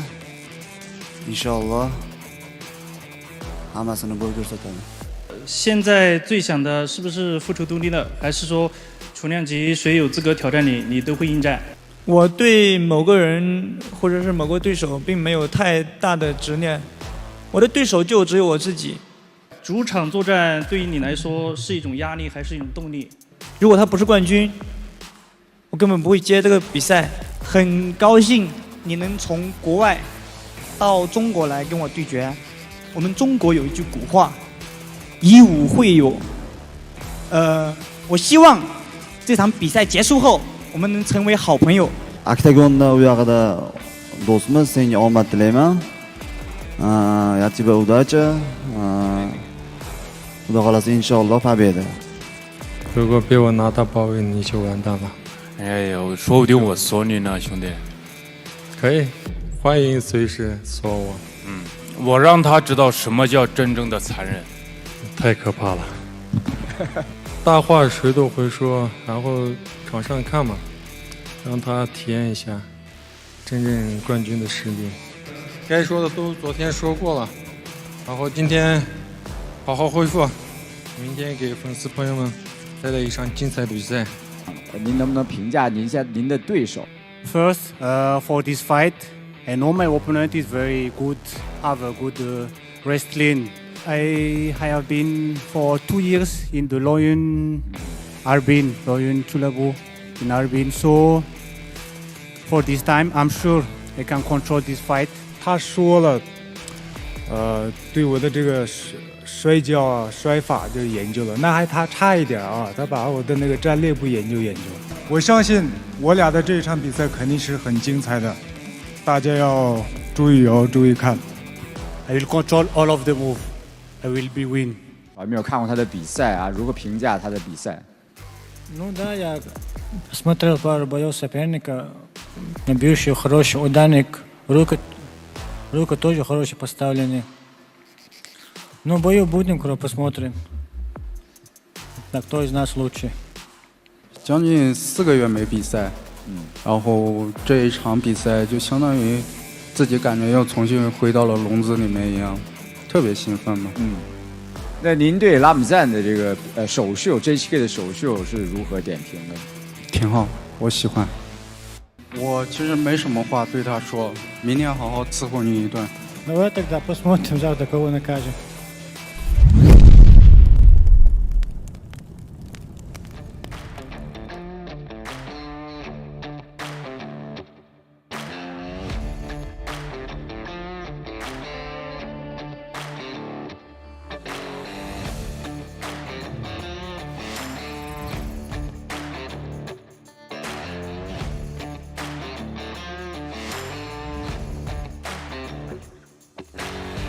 Vaughn, these are some of the amazing matchups we have now on the main event. Ramzan Akimov, the Russian, in his last fight, he did such a good job against Xia Mingquan. What a clinic. He threw everything but the kitchen sink at Xia Mingquan, finally finishing him up with a right kick to the liver. Shala, of course, an amazing fighter. Didn't win his last fight against Wang, but he had his back here and he put the JCK standout in a very dangerous situation in that fight. He's had a lot to learn since almost 4 months ago, and we expect a lot from him. And Andy, so much power from this elite level striker. A dangerous on the feet for anybody in the division. If he can keep us standing, we might see a knockout. Andy has ferocious power in his hands, and once his opponents hit him, they just don't want anything else to do with it. He fights this man, equally powerful. Urgenbayar, look at him winning by submission. against Jalasa Baha Tihan. What a feat. What an accomplishment. This Jalasa is so big and strong for the division. But don't forget, this is the co-main event. The champion, Banang. We see him when this fight he beat Jalasa as well. Poor Jalasa. Poor Jalasa on the losing end of back-to-back highlight reels. But he is an amazing fighter. It just takes an even better fighter like Banang and Urgenbayar to finish such an all-star.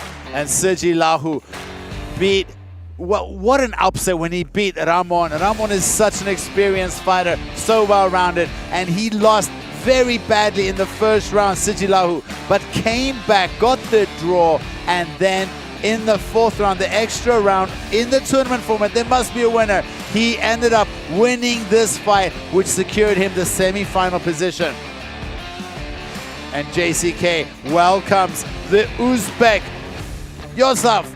He's fighting up against our champion, the JCK champion, the bantamweight king, Wang Sha.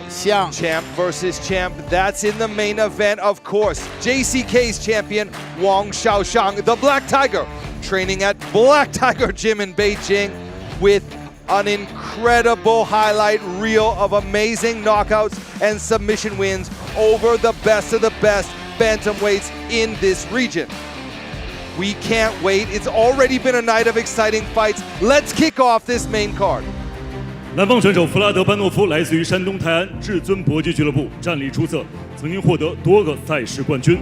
他对手夏明权来自于河北顽石功夫格斗俱乐部，技术全面，曾经力克名将俄勇。接下来，两位选手即将展开交锋。我是夏明权，来自安徽。不了解，我也不需要去了解，咱们场上了解。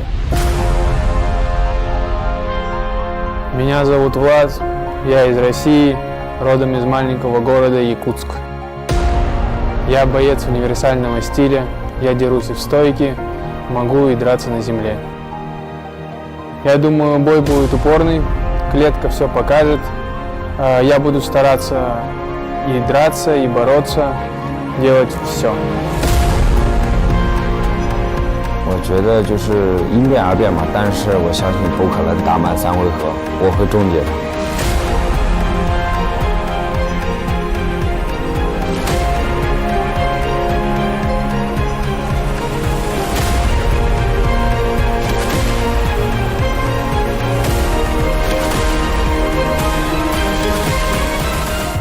我已经自己做好了最好的准备。所以我并不担心他能给我制造什么麻烦，我只想在场上终结他。Своему сопернику я желаю хорошо согнать вес, выйти в клетку, показать хороший бой, победит сильнейший.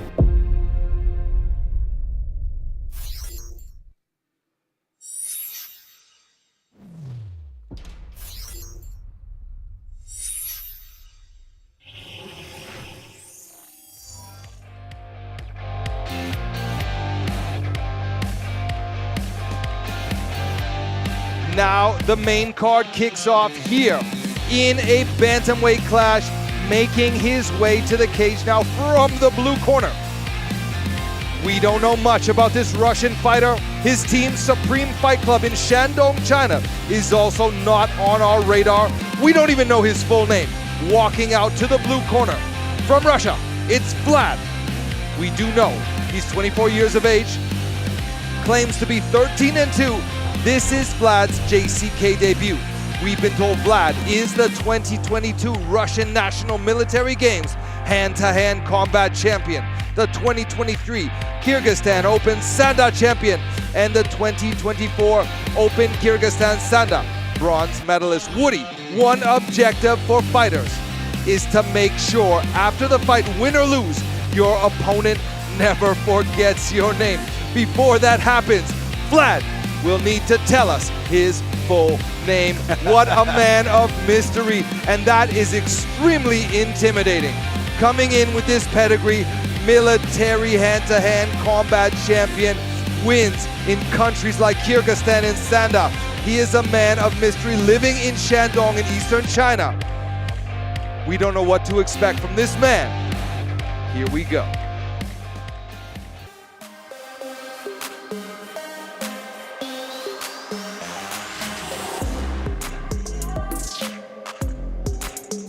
And there we see his opponent bearing the Chinese flag, Xia Mingquan, officially 6-12. It's easy to make the deduction that he is a journeyman and he would be underdog in most of his fights. But we have seen some crazy upsets and some records that can be very misleading. If you only check the win-lose record, it's very important in his case to check who he lost against. Most of his losses were against high-level guys, and here are just a few names of the guys that he lost, and some of them right at the beginning of his career. Shangzhefa, Wang Sha, who is in the main event. Shamuhara, who challenged for the belt. Shangzhefa last season, he was the winner. Dulile, who won this season's 1 million RMB, and Munguo Tegese, a veteran of MMA in China. You need to consider that 9 of his losses were in his first 11 fights. Imagine starting your career and having 9 losses in the first 11. Surely this guy has a strong mindset, believing in himself and pushing himself to get back. Since then, his record has become much more positive, getting more wins than he has losses.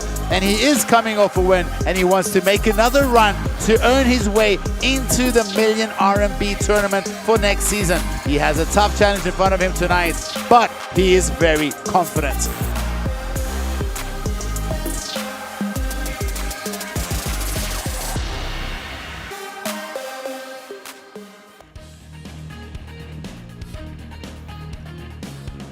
Looking now at the tail of the tape, and we can see how these two warriors stack up. 本场 JCK MMA King Series 雏量级的正赛交锋，南方选手身高174公分，臂展174厘米，体重61.40公斤，年龄24岁，来自于山东泰安至尊搏击俱乐部 ，MMA 综合格斗战绩15战13胜2负。那么今天晚上是他的 JCK 战绝城的首秀。Ladies and gentlemen, let's welcome the blue corner from Russia. I give you Vlad. No！ 本场比赛，红方选手身高172公分，臂展171厘米，体重61.50公斤，年龄23岁，来自于河北顽石功夫格斗俱乐部 ，MMA 综合格斗战绩13战9胜4负 ，JCK 战绝城战绩5战3胜2负。他就是来自于中国的红方选手鬼帝Xia Mingquan。那么今天晚上比赛非常高兴邀请到了国内著名的擂台解说专家侯宇老师和刘聪老师，他们两位将在现场为大家带来今天晚上比赛的直播评述。同时，英文解说部分非常荣幸的邀请到了著名的综合格斗运动员、教练员，同时也是赛事评论员的 Von Anderson 和 Woody Parketer 进行现场的呈现。Welcome！ 同时还要特别感谢颜值有理赵岩老师的鼎力相助。本场比赛场上裁判白云峰。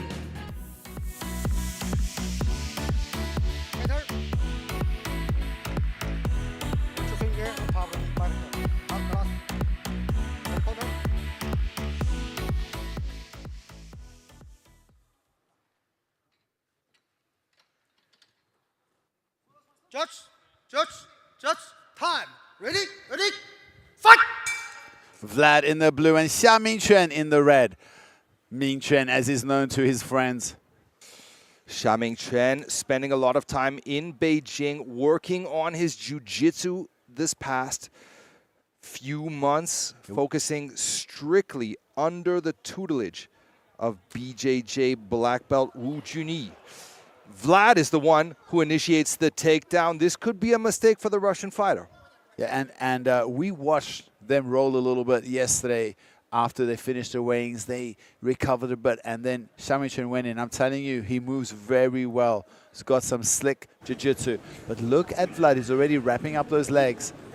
All Vlad needs to do is pop his head up, and Xia Mingquan is going to be stuck here with his legs all wrapped up.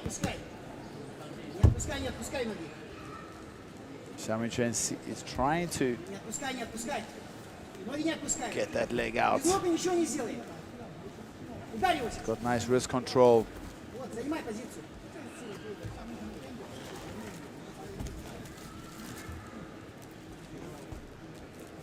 Xia Mingquan on the bottom, working his guard here. And the crowd is so quiet. You can hear a pin drop here in the event center, in the arena here. Xia Mingquan looking to secure that butterfly hook. Vlad wise to it, looking to pass here.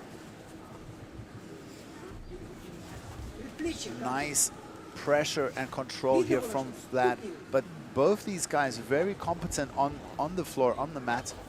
Xia Mingquan's guard quite active.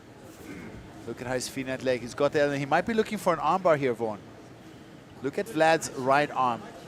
He's got to be careful, Xia Mingquan. If he passes that left leg over the face, he's going for the armbar. Xia Mingquan's got the armbar. Is he going to be able to? Oh, he's got it! Xia Mingquan comes back after being taken down. I thought it would be a mistake.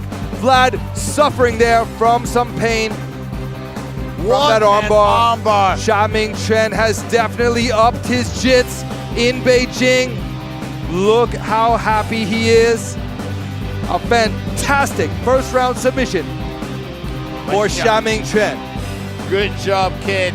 And he just shows that, you know, you can't judge a book by its cover. That record of 6-12 doesn't mean he's an elite fighter.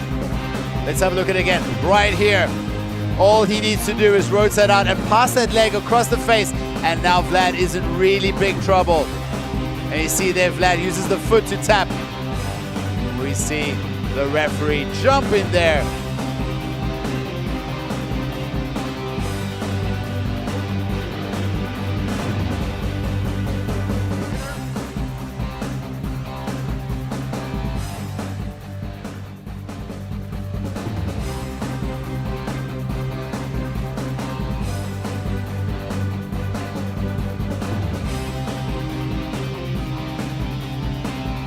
接下来宣布比赛结果。本场人在MMA综合格斗规则出量级比赛的最终结果为：来自于中国的红方选手鬼帝夏明权，第一回合1分58秒，使用手臂十字固将和获胜。The winner is red corner, win by Amber。接下来掌声有请颁奖嘉宾。 山西通航救援有限公司董事长张占强先生。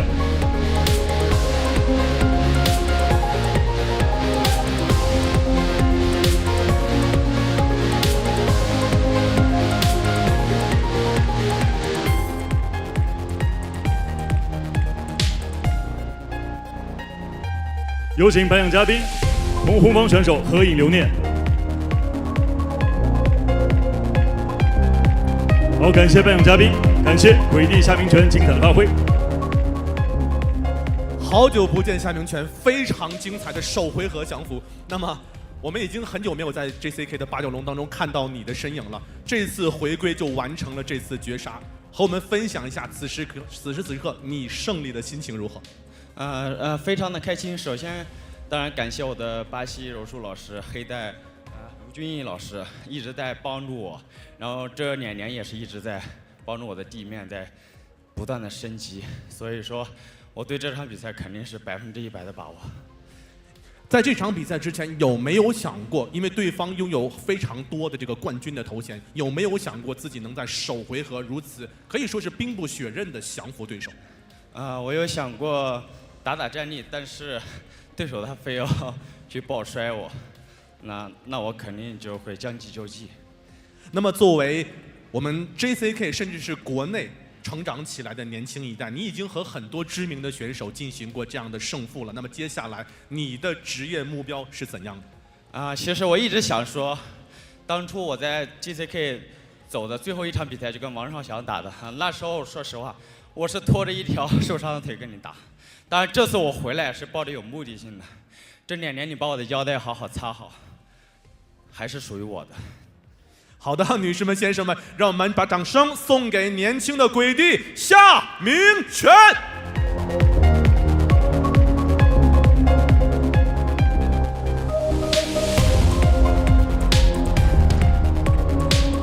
接下来时间将大家现场呈现的是2位站立选手之间的对决。蓝方选手拉姆赞·阿赫马多夫来自于 Alash Pride FC， 上场比赛 TKO 斯伊木克托和达红，展现非凡实力。他对手阿平史拉来自于南昆里俊龙搏击俱乐部，羽量级官方排名第9，拳法出色。两位实力选手即将展开碰撞。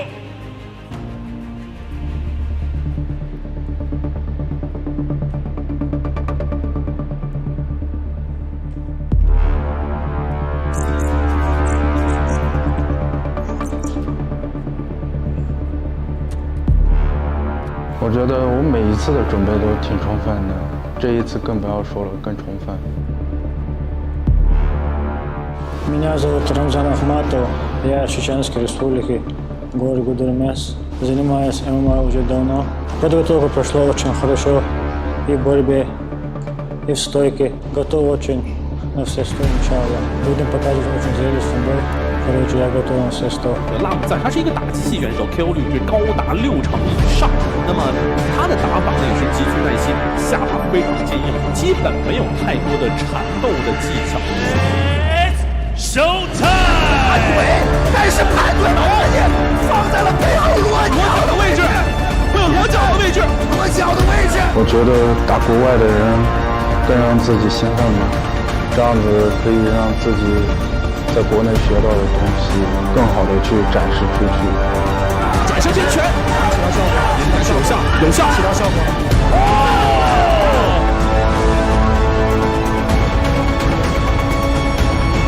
Если кто-то закроется, и там увидим все. 我会让你在笼子里面什么都说不出来。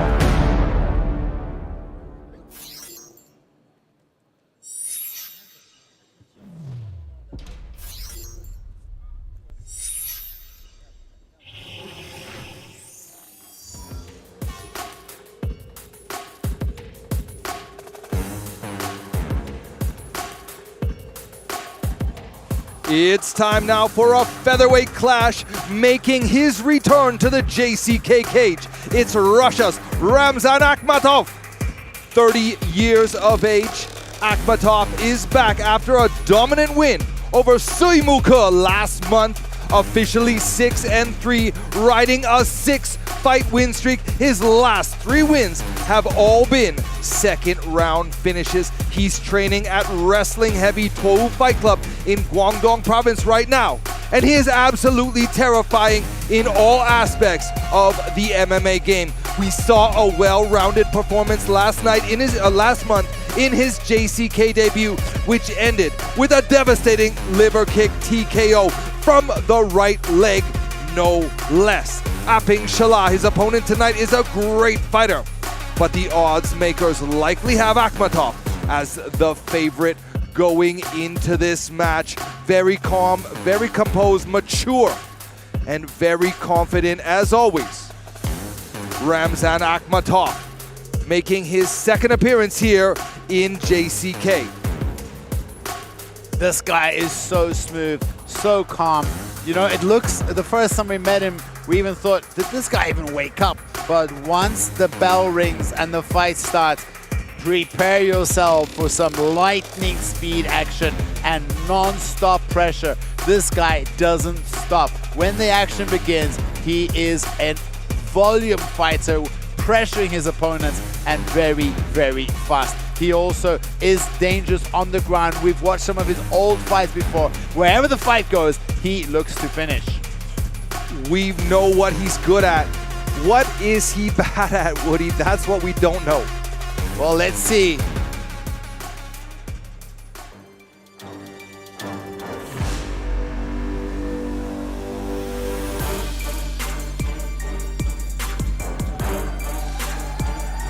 There he is, his opponent.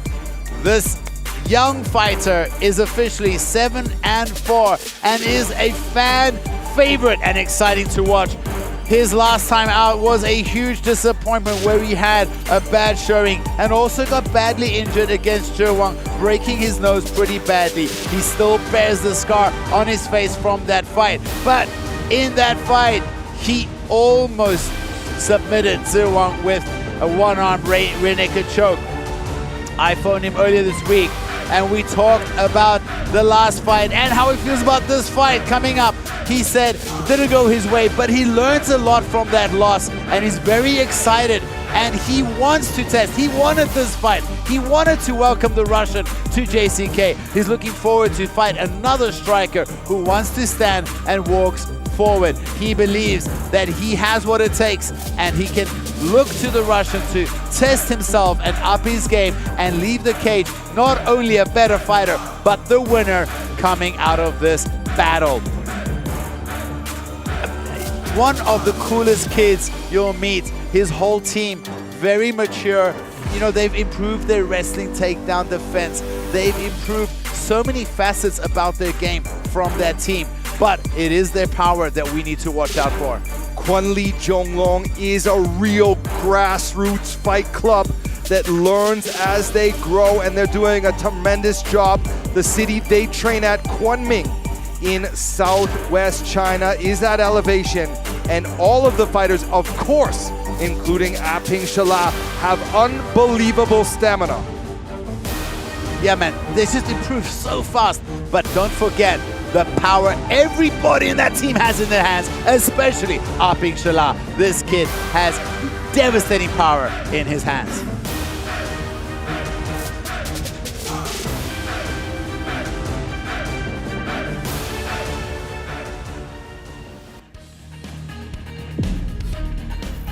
Looking now at the tail of the tape, except for those 9 years age difference, they stack up almost identically.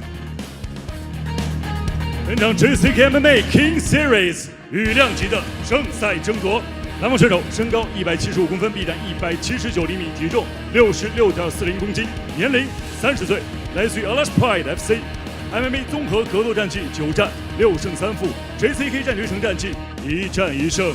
Ladies and gentlemen, let's welcome the blue corner from Russia. Gets ready for Ramzan Akmatov。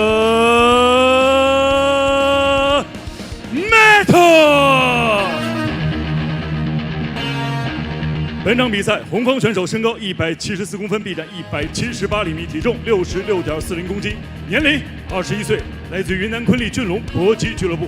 MMA 综合格斗战绩12战8胜4负 ，JCK 战决胜战绩10战6胜4负。女士们、先生们，掌声送给来自于中国的红方选手阿比什纳。本场比赛场上裁判 MMA 传奇裁判 Thomas Fan。Okay. Judge, time. Step back. You ready? Fight! And we're off. Ramzan in the blue corner, and Shala. They start so fast. Shala in the southpaw stance in the red corner. Shala, as you mentioned, in the southpaw stance, as did Akmatov's last opponent, Xia. That didn't end well for Xia. Look at Ramzan immediately working the kicks. Beautiful control from distance from Akmatov. Nice fast calf kick from Shala. Shala's chin's really high, hands low. Both these guys fighting very fluid, but it's Shala walking forward, putting the pressure on the Russian Akmatov.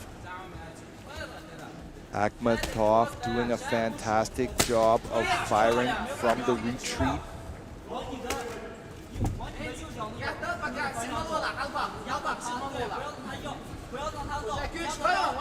Shala cutting him off, working forward.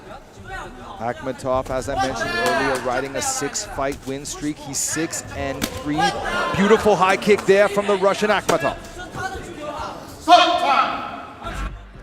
Low blow.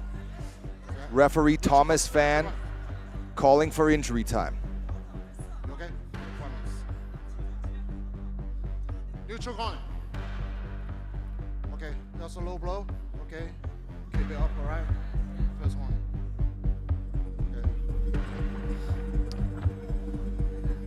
He does have 3 minutes and 40 seconds left to rest. Hope he can fully recover. He says he's okay, needs a bit of time. You good? You good? Okay. Go back. Show sportsman there by Akmatov. Time in. Let's hope we don't see any more of that. And they're off again. The action continues right away. Akmatov firing a hard right kick immediately after the action begins. Akmatov doing a fantastic job scoring with kicks. It feels like Akmatov's really looking to throw that left cross right through the middle. There he goes again. Aing Shala looking for the opening, hunting down the Russian Akmatov. Both fighters swapping blows there. Aing Shala on the attack. Akmatov really using a lot of tips there, a lot of push kicks right to the midsection of Aing Shala. Aing Shala is tough as nails. The only guy we ever saw him really put a beating on him was Wang in the striking, who also fought very elusively. But look at Aing Shala. Feels like he learned his lesson there. He's taking the fight to these elusive strikers. Akmatov doing a fantastic job of scoring with kicks as he works the counters. Backing away, looking for the right opportunity, watching the steps and the movements of Aing Shala and timing his kicks beautifully. Aing Shala really cutting him off, working to get the angle of the orthodox guy, using his subclass, does a side kick to the body of Akmatov.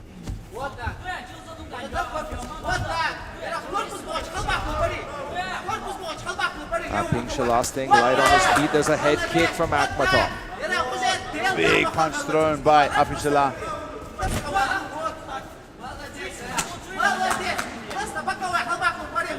Akmatov just so elusive, so hard to hit. He moves so well. Akmatov again attacking the midsection of Aing Shala with those kicks from both legs. Now it's Aing Shala punching the body.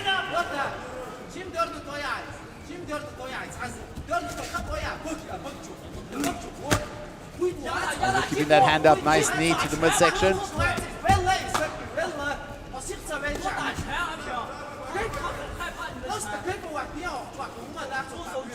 Now it's Akmatov putting a little bit of pressure on Aing Shala. Aing Shala putting the pressure on, scoring with some punches there. Akmatov really throwing in those kicks. Well, looks for a big spinning back. Aing Shala saw it coming and got out of the way.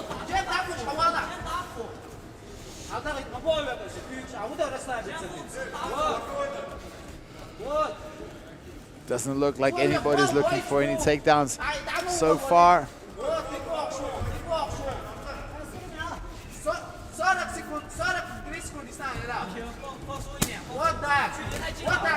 Akmatov scoring with a kick and a straight. How many of those kicks can Aing Shala take on the arm before that arm gives? And now it's Shala looking for the opportunities. Oh, nice body. I'd like to see Aing Shala put more pressure on Akmatov when he has his back against the cage wall like that. Oh, beautiful nice counter there from Aing Shala. A kick from Akmatov. Oh, a hard counter there from Aing Shala. Akmatov seems to be unfazed. Hard. How do you score that round, Woody? Aing Shala was walking forward, but Ramzan kicked so many times, but did his kicks really do damage? And he also had that groin shot. The ref didn't deduct the point, but that never looks good. Volume, accuracy, I think you got to give that to Akmatov. The aggression and the power shots. Let's look at some of the replays I would give to Aing Shala, but I think on the judges' scorecard, thinking the way that they do, Akmatov would have done more to impress the judges in that round.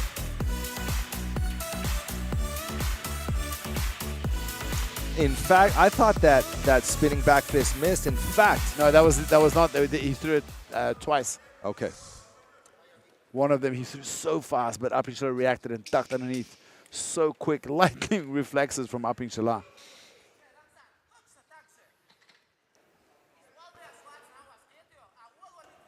Ready, fight!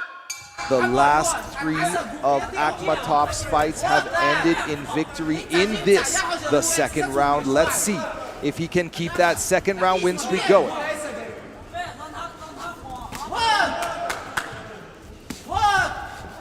Nice little catch there from Aping Shala.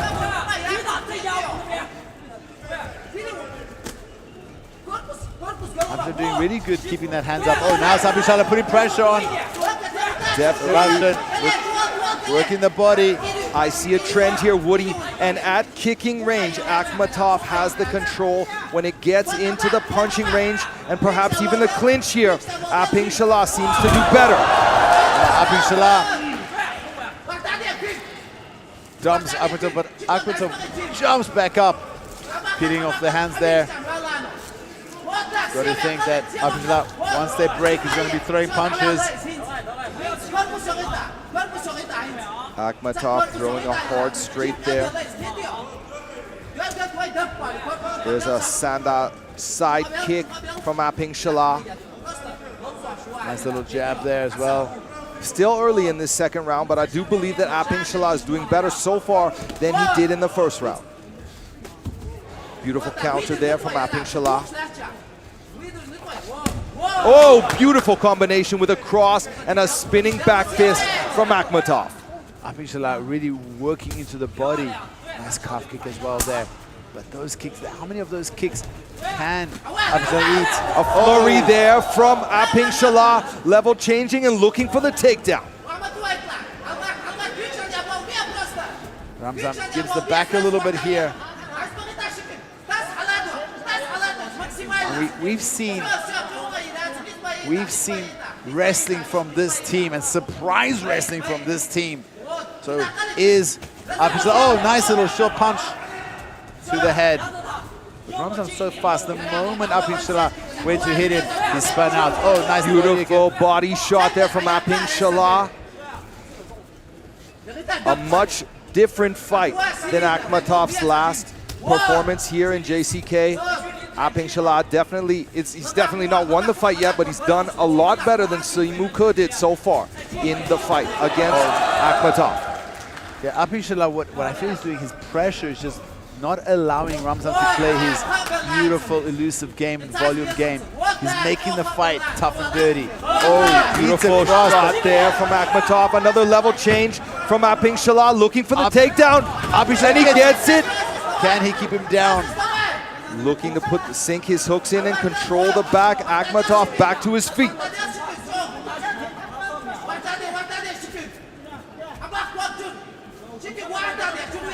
Look at Akmatov trying to break those grips, peels the hands off his hips.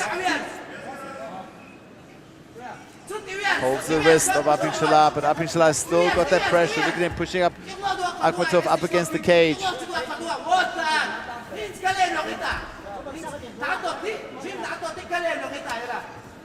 Nice head positioning from Aping Shala. Now it's Akmatov standing there and doing punching. Oh, nice little knee as well. Beautiful work from Aping Shala. In fact, beautiful work from Akmatov as well. So technical. There's those hard kicks from Akmatov coming back. Aping Shala needs to close the distance, stay in the pocket, and keep Akmatov away from those heavy kicks. The timing, the accuracy, and the power of Akmatov's kicks are something you don't want to play with. But the forward pressure of Aping Shala. He's so durable, just walking through a lot of these kicks and punches. Speed versus power. Aggression versus finesse. Right now it's Aping Shala putting on the pressure. 40 seconds remaining in this second round so far. I believe Aping Shala is winning this round. Absolutely. I think this is a more definitive round than the first round.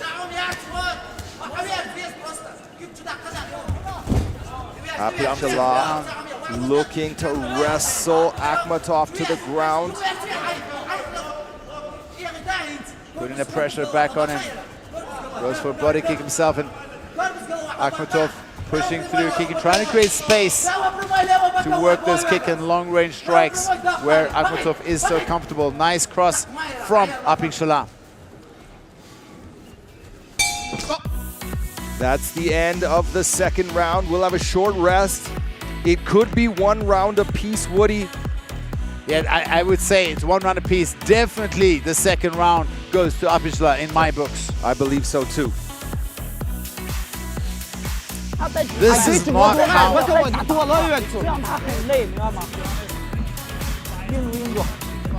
Aside, but yeah, I'm a big Shala fanboy. I like Ramzan. It's a pity 2 of the guys I like so much are fighting each other, but I am happy Shala is doing a good job. I had no idea. In fact, if you asked me how this fight would have played out before they got in the cage, I thought that Akmatov would have had won this fight by now. Shala has surprised me with his prowess in this match. He might even win this fight. Ramzan looking more tired. Remember, it's a 21-year-old going up against a 30-year-old. Let's go back. Go back. Get back. Shala also trains up in the mountains, used to high elevation. Ready? Fight! Show of respect from these 2 warriors as the 3rd and final round commences. Now it's Ramzan walking forward, push kick through the middle. Hands up high from Ramzan. Inside low kick, hits the groin section. That's the second one in this fight. Injury time should continue for Shala.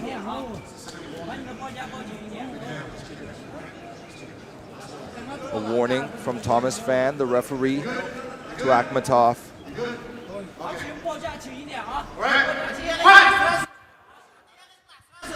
The action continues. Now we see a different Akmatov. He's more aggressive. He's not playing the counter game. He's charging forward, trying to push the pace. Yeah, his hands up, even his stance is different. Got his hands up a little bit higher. But if you want to throw down, that is exactly where Shala loves to play.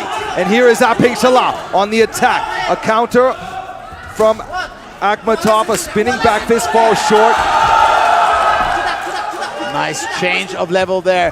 Forces Ramzan to counter wrestle. Digs for that underhook. Instructions from the corner of Akmatov as they no doubt sense the urgency. This is a very close fight either way. Look at how he's mixing up. He goes to the body, to the head, and immediately change levels. Keeps Ramzan busy to defend those takedowns, not allowing him to throw counters. Both fighters swapping punches here. Shala pushing the pace, moving forward. And it feels like it's Shala getting the better. He's slipping a lot of these punches, countering or doing stopping punches. Hard punches there from Shala. Regardless of the accuracy, the power, and the connections both fighters made, neither has seemed to be rocked or exhausted in this fight so far. 2 very durable warriors are throwing down right now. And both of these guys really looking to take the fight to their opponent in different ways, but bringing the action. Another nice body shot. Huge knee there from Akmatov. But followed up with a beautiful short left hook from Shala.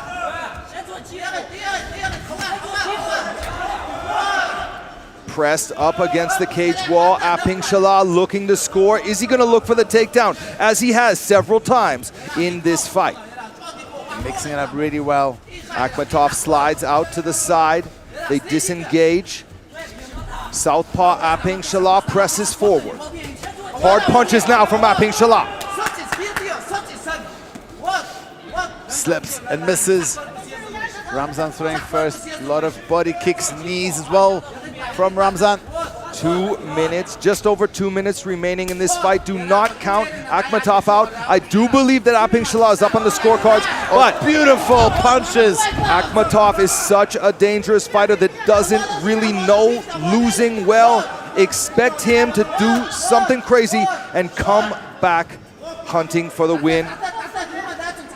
He's got that single leg very deep. He's gonna get the sweep. Aping Shala lets go of that leg and fires off a few punches. Beautiful head movement from Aping Shala. Again, the head movement of Aping Shala evades the tough punches from Akmatov.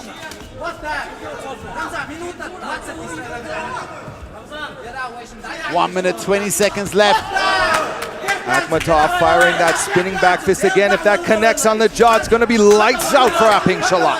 Nice knee from Aping Shala. Look at the variations of attacks. Lead head kick from Akmatov. Walking forward. Aping Shala on the attack.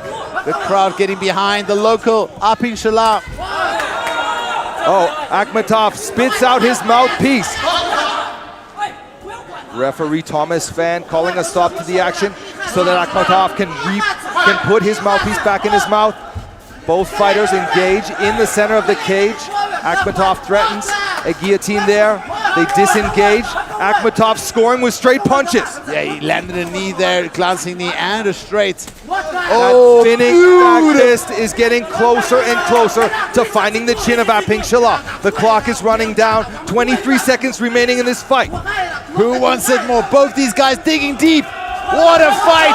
We've got 17 seconds left. It's Ramzan walking forward. Aping Shala looking pretty tired, but he gets a takedown. Final 10 seconds. Akmatov struggling to get back to his feet. There's a knee now from Aping Shala.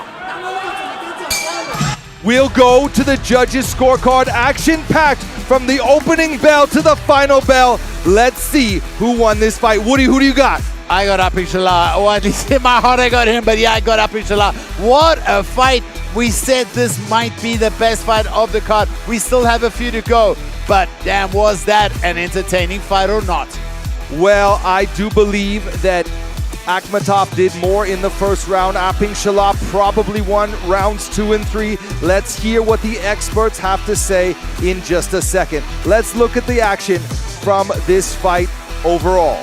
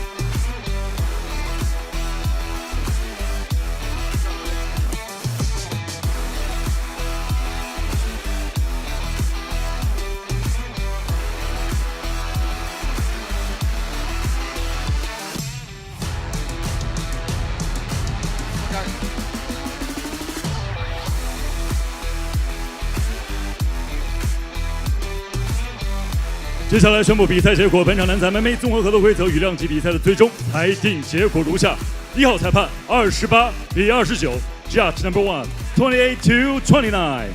2号裁判28比29 ，Judge number 2 28 to 29。3号裁判28比29 ，Judge number 3 28 to 29。本场比赛3位裁判一致性判定冷风胜。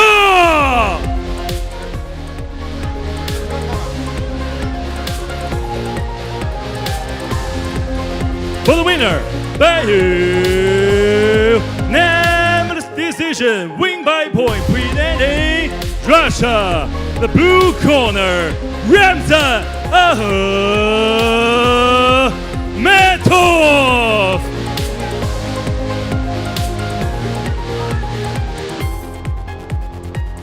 接下来，掌声有请颁奖嘉宾千岁国际集团后勤总监魏清平女士。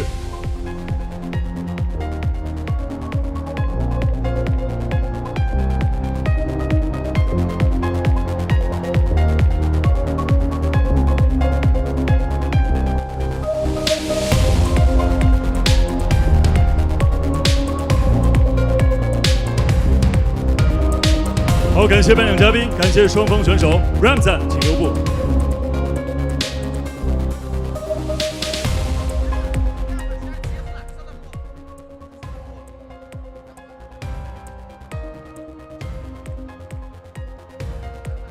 Ramzan, first of all, I want to say congratulations for winning the second match of JCK. How do you feel about your opponent? 那么这场比赛呢是你在 JCK 的第2场比赛。那么这场比赛呢虽然是以判定的方式获得比赛胜利，但是呢是在你 JCK 的连续2场比赛的获胜。对于这场比赛自己的发挥怎么看？对于对手怎么评价？ Рамзан, поздравляю с победой. Ты подрался 3 раунда. Как ты оценишь своего соперника? Ассаламу алейкум. Thank you so much, China. Да, соперник был очень сложный. Не думал так.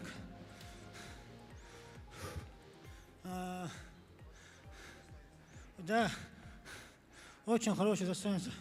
Соперник был. Просто у меня травма была, рука, нога, все болело очень. Поэтому чуть-чуть трудно было. Просто так, просто 2 года я просто тренировал, не вообще не дрался. Поэтому трудно было очень. 他说：“大家好，谢谢大家今天过来看他比赛。对于他的对手，他想说他的对手是真正的一个战士，很强的一个战士。他最近嘛，就是打比赛之前受伤了，而且他2年之内没打过满3个回合的，所以今天有点难。不过嘛，他很高兴。”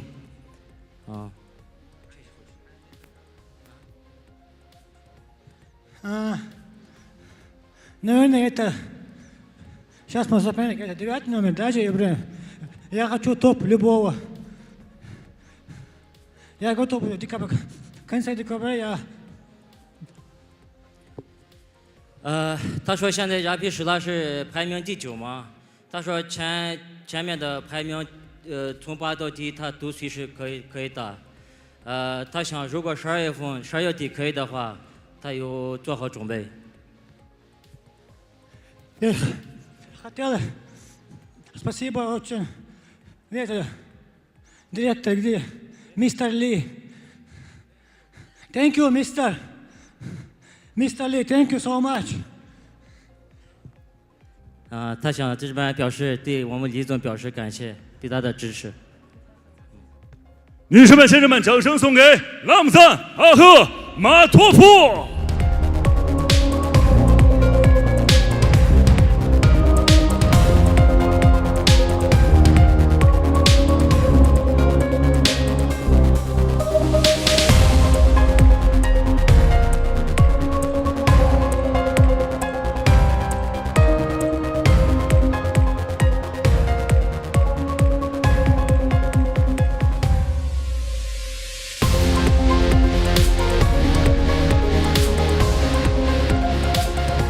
接下来，让我们共同开启今天晚上最终量级赏金赛半决赛的比赛交锋。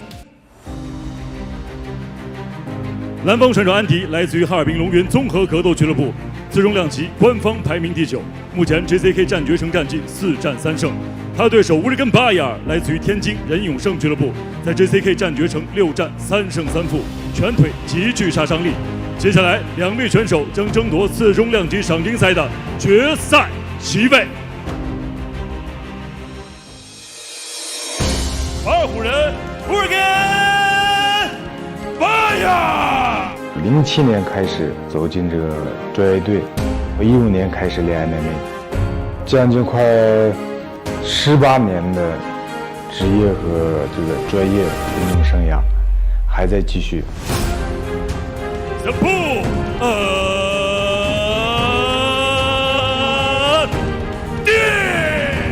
This time I'm feel very good. I'm prepared for a long time. So many competition. I gain more advantage for the fight. So this time I'm ready for the next battle. 这头法国公牛是拿到了2连胜，而且都是在首回合中赢的手。安迪的表现石破天惊。I go up from the winner to get the 1 million bonus. I will winner for this time. 针对性训练做了，他我战略好嘛，就直接跟他打，开打。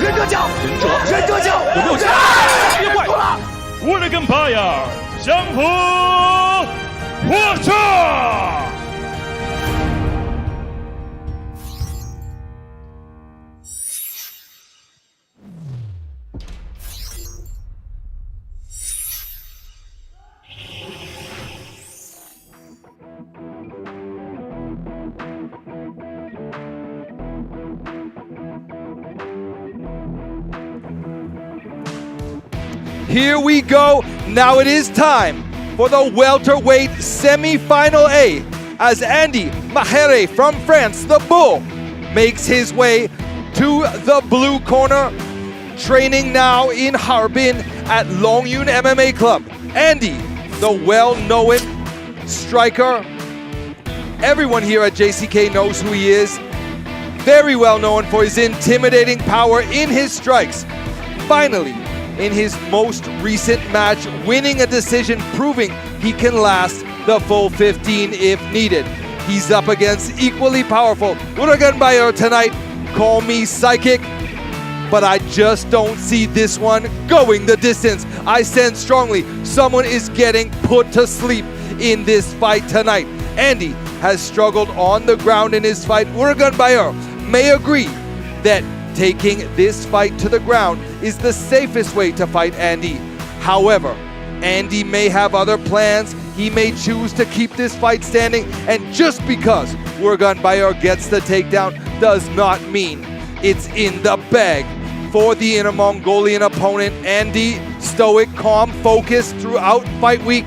We expect big things, and one thing that we have noticed throughout Andy's performances here inside the JCK cage is everyone he fights starts tough, but once they eat a few of his monster punches or kicks, even the toughest of the tough back away. I can only imagine how powerful Andy's strikes are. Here we go.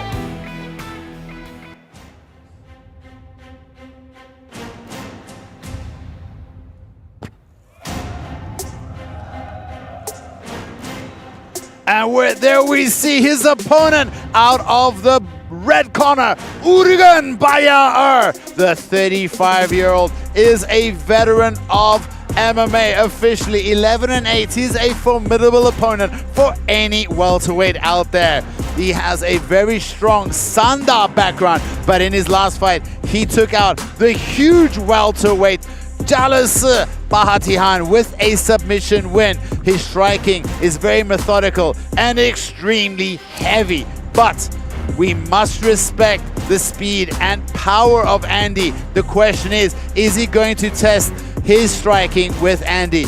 I video called him early this week and he was very happy and confident to face another striker, saying, finally I get to stand with somebody who wants to trade out on the feet. But if I get the opportunity to take the fight to the ground, I will not miss that chance, because I think on the ground, everybody will agree with me, I have the submission advantage. The other thing we need to consider is how the age of Urgen has impacted his speed. Because if you look at these two guys, Man, Andy moves so fast, and even though Urgen is very durable and very powerful, he's got to be aware of the speed. And can he keep the French fighter down? Remember, the French fighter moved up to Harbin with all those grappling heavy training partners there. I'm excited for this. I don't think this is going to go the distance. A look now at the tail of the tape, and we see how these two semi-finalists stack up.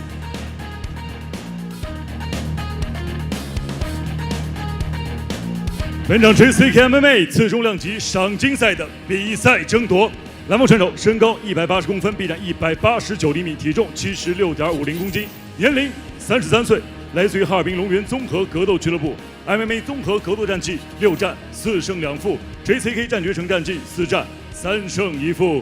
Ladies and gentlemen, let's welcome the blue corner from France. I give you the bull.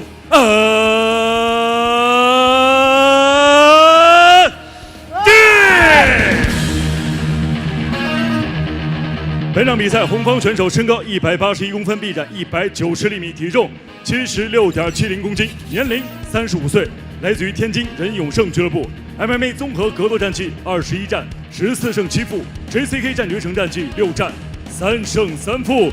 他就是巴尔虎人Urgenbayar。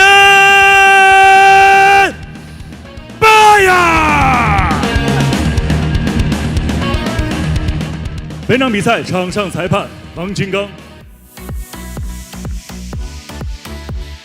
Fighter. Watch the back hand.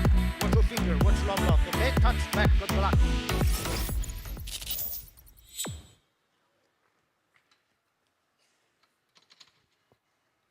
Judge. Time. Ready? Fight!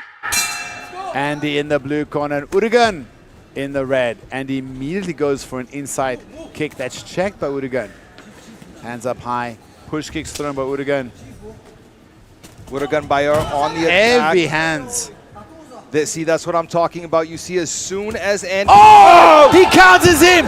He's hurt him! Andy looking for the finish. Urgenbayar struggling to maintain consciousness. He closes the distance, trying to neutralize the striking distance that Andy needs to put the lights out on the Inner Mongolian Urgenbayar. He takes the fight to the ground now. He's on top, passing the guard. Urgenbayar now. He was on skates earlier, just a few moments ago. There's not even been 1 minute gone in this fight. Really good recovery there from Urgen. He got dropped with a short little hook right to the button. But now he's on top in side control, trying to slow down and see if he can get a submission when this is exactly where Andy didn't want to be in this fight. Can Andy work his way out of this control position from Urgen? Urgenbayar falling to the ground. Andy following him to the ground, looking for the finish. I expected it to be over. Andy, I don't think it's a mistake for him to have done that, but he's in a bad situation now.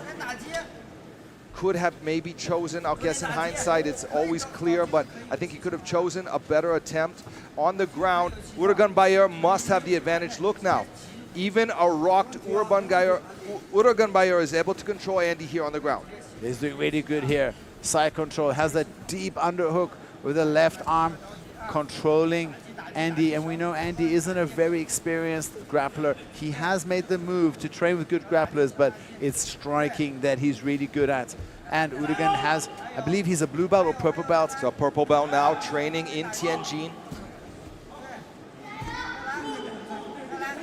Urgenbayar looking for the submission there. Went for a Chimera there. Staying 1 step ahead of Andy so far the whole time here on the ground. But Andy's really not moving his hips, not trying to look for the angles, recovering guard, or fishing for that far side underhook. But Urgen's very tight with that underhook as well himself with the left hand. Urgenbayar threatening to slide to mount. Is that really a good idea here? We'll find out soon enough. Will Andy be able to break his posture and rock him off this mount? Urgenbayar scoring now with some ground and pound, but struggling to keep his balance and stay in this dominant position. 2 minutes left. Urgenbayar now grapevining the feet of Andy, making it difficult for the Frenchman to buck off Urgenbayar's top control. 2 minutes left.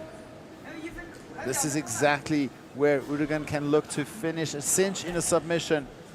The winner of this match goes on to face the winner of the next match. Winning is only one part of winning the whole million tonight. Nice little flurry of punches from Urgen. Not only do the fighters here in the semifinals want to win, but they want to win unscathed and be fresh for the finals just a few weeks from now. Urgenbayar scoring with some nice shots here from the top, doing a good job not to get excited, focusing on control and scoring with punches when it's safe. Yeah, he's doing really good. 1 minute 15 seconds left. I don't think he's done too much damage to Andy. I think if it does go to the second round, Andy will still be fresh. But who scores this round?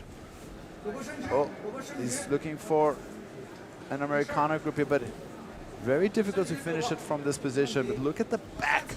Oh, shifts over for an armbar. Andy needs to hold on. Urgenbayar looking over the armbar, and Andy pops out. He's back to his feet. A careless error there from Urgenbayar. Huge punch thrown by Andy, huge overhand.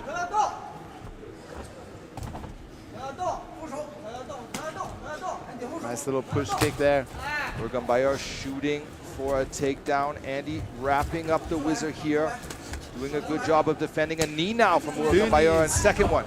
Looks for a trip. They disengage. The clock is ticking down. Final 16 seconds of this opening round.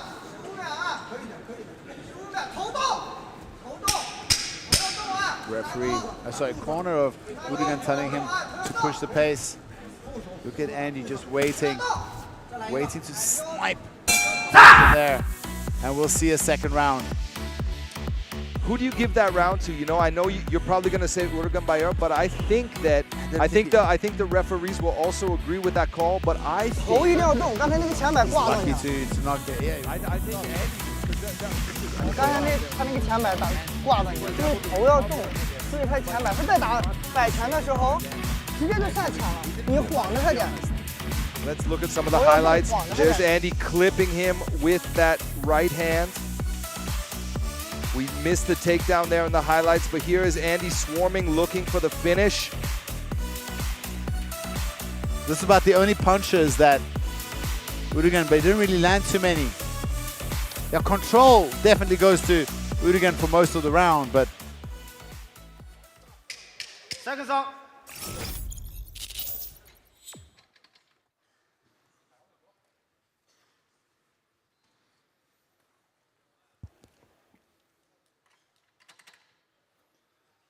Ready?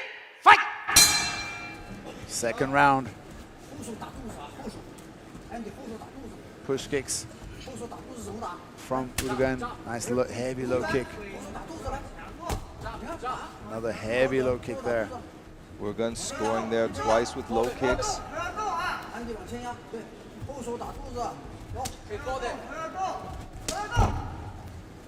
Andy himself throwing a kick back.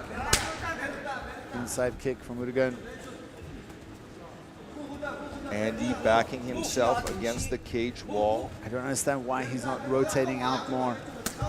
He's been having trouble defending the takedowns.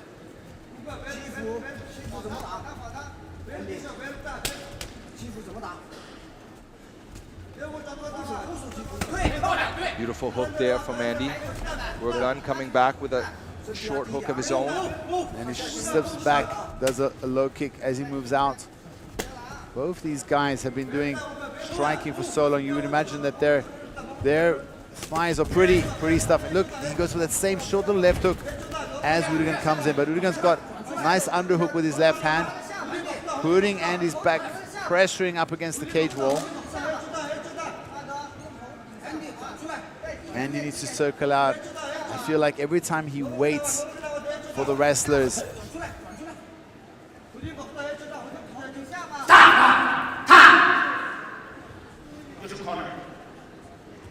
a low blow there.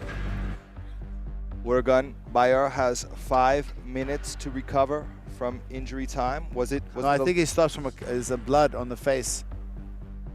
the cut. The doctor will have a look. Oh, the nose of Urgenbayar is bleeding. Got a small cut on his nose. I don't think it's too serious. But there's blood coming out of the nostrils as well. Let's see.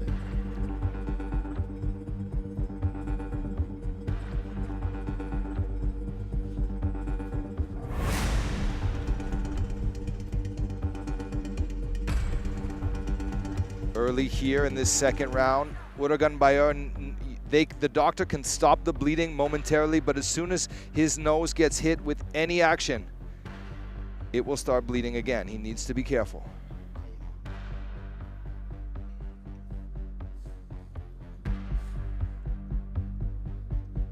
Will the referee restart them up against the cage? We'll find out soon enough. If you were the referee, what would you do? If Andy was in the controlling position at this time, or not? Because it was It was a legal strike, yeah. Was it Urgen? Yeah, Urgen was has to start in the same position. Yeah. back to cage. 恢复到刚才的动作，抱住。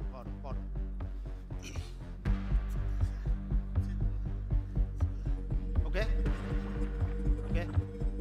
Time in. Ready? Fight! A knee there from Urgenbayar, looking for that Muay Thai plum, and he needs to watch for the knees. He shooks off the clinch from Urgenbayar. Both fighters disengage. Urgenbayar continues to push the pressure, and he dangerously close to the cage wall.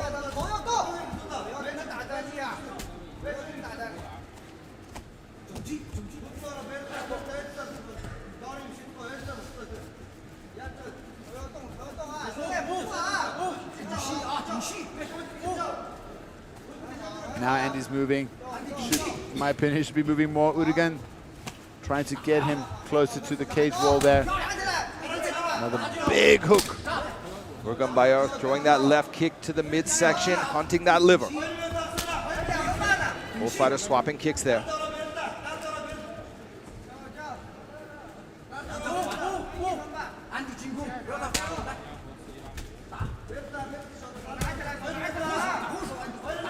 Throwing some short kicks, and Urgen heavy kicks.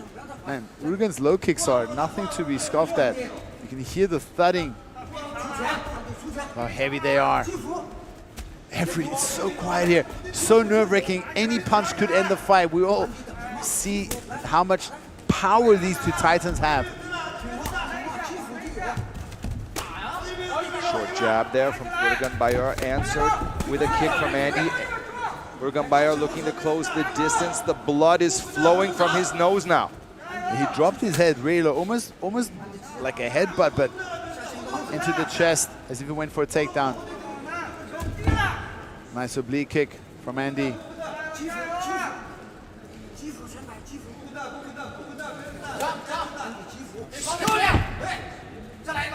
Andy looking for that left hook again.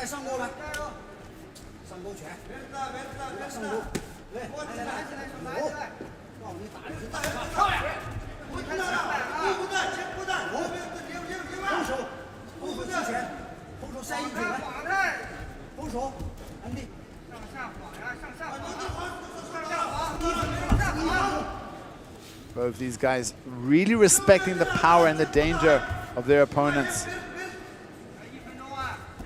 Andy really feels like a sniper. Urgen wants to take the fight, but I think after that first punch that he ate that dropped him, he's much more respectful of Andy.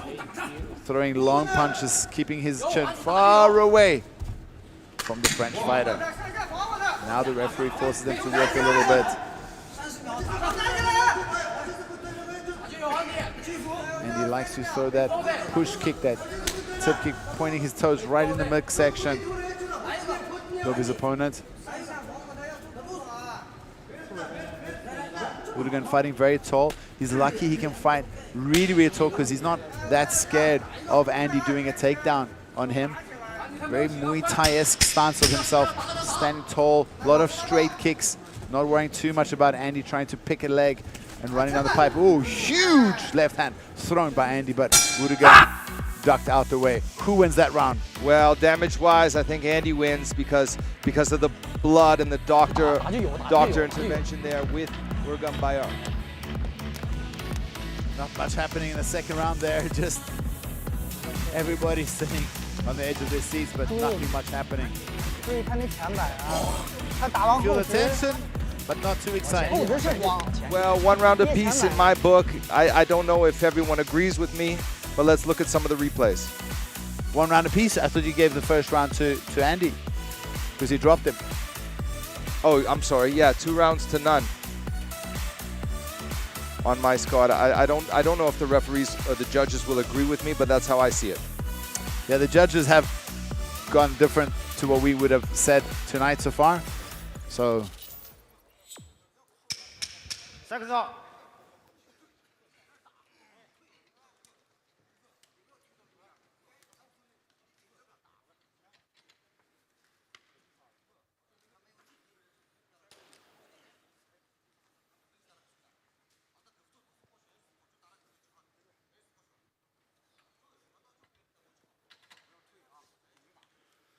Ready? Fight!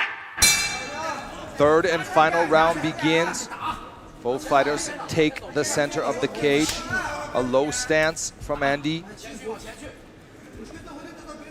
A higher stance from Urgenbayar. We saw the corner and coach of Andy tell him, go stand in the middle, stand your man, and push the opponent back. Don't allow him to go forward. Hands up high.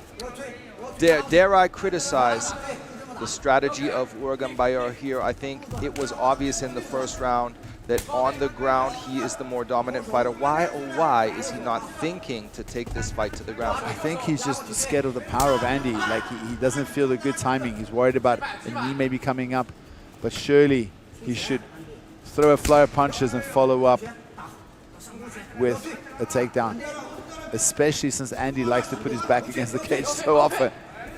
You see Andy edging back, going straight back. Both the distance, good work. Urgenbayar looking for that outside trip. Will he get it? Andy doing what he can to maintain his balance. Urgenbayar switching legs now. He gets the fight to the ground with 3 minutes and 45 seconds remaining in this fight. This is a bad spot for Andy. Look at the look of concern on the Frenchman's face.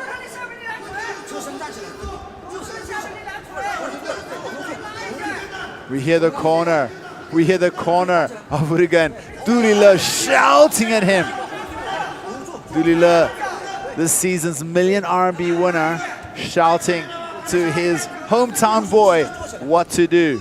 And Durile is absolute exceptional at exactly this, controlling this opponent. Very good wrestler. And now we see Urgen using that shoulder to bump the face of Andy.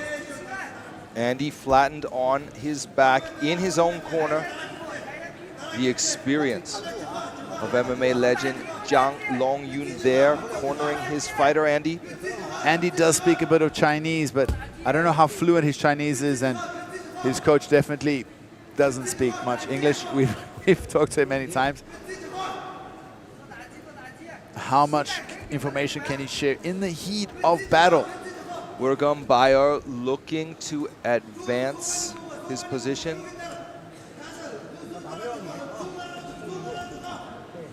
You see Urgen on top there. If the fight ends this way, I got to give it to Urgenbayar. You got to give this round to Urgenbayar, but you, like, who won round 1 and 2?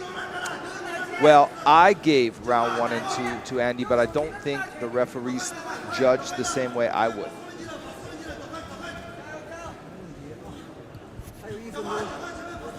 At least I do like that Urgen, he has been proactive more in this fight, taking the action to his opponent.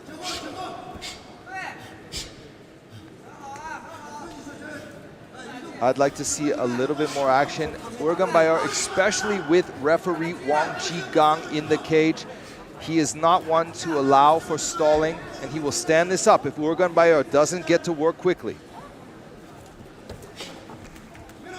Stuck in Andy's half guard. 1 minute and 35 seconds left of this third and final round.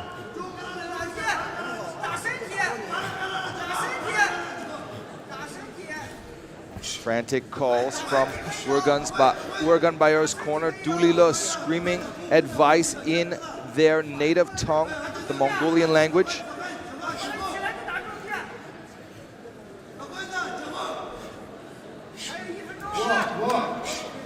Referee Wang Sha warning the fighters to get busy or he's going to stand them up.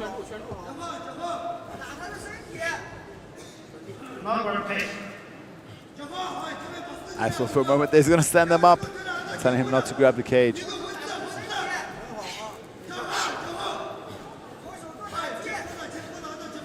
Andy's like, you got to criticize his. You know, he's just holding on, not trying to escape, also not trying to recover better position. 30 seconds left.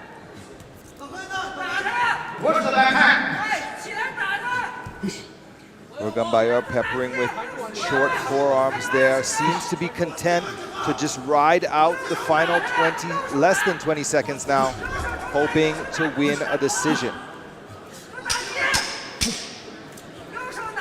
There's the clapper. The clock is running down. This fight will go to the judges' scorecards. The winner of this fight will advance to the finals. Andy believing he's won, he's done enough. Both fighters now, you got to think about it. Andy, I believe, is unscathed. He might have a few bumps and bruises, but nothing too serious. We don't know the extent of the damage to Urgenbayar's nose. If he wins and advances, he may need more time to recover than Andy would. And that is definitely a factor that plays in this tournament. Andy on the attack here in the first round. Then Urgenbayar scoring with a few punches from the top and mount. That's still in the first round. Here we are in the second round. Urgenbayar scoring with a knee or two. Remember, the doctor also had to come in and check the nose in the second round as well of Urgen.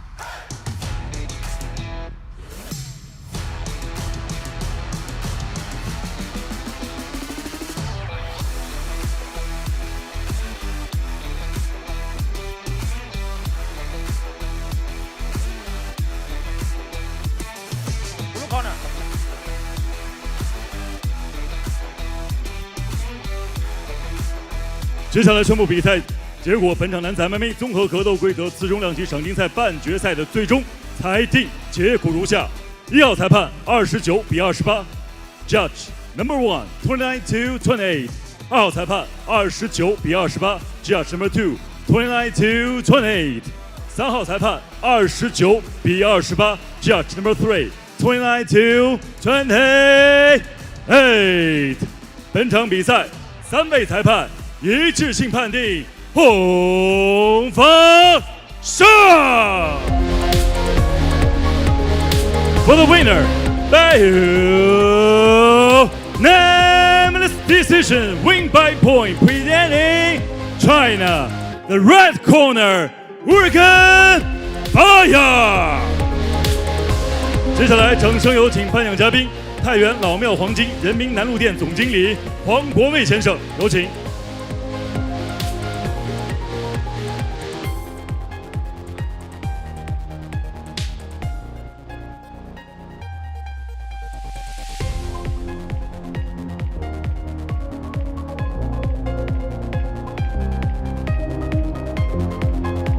感谢颁奖嘉宾，同时把掌声送给来自于法国的公牛安迪·乌尔根巴亚尔，请留步。非常恭喜你，距离我们的100万赏金又近了一步。这是一场艰苦的比赛。那么，你觉得今天的比赛自己发挥的怎么样？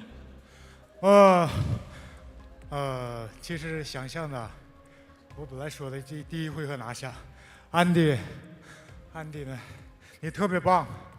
拳也很重，真的水平很高的选手，真的。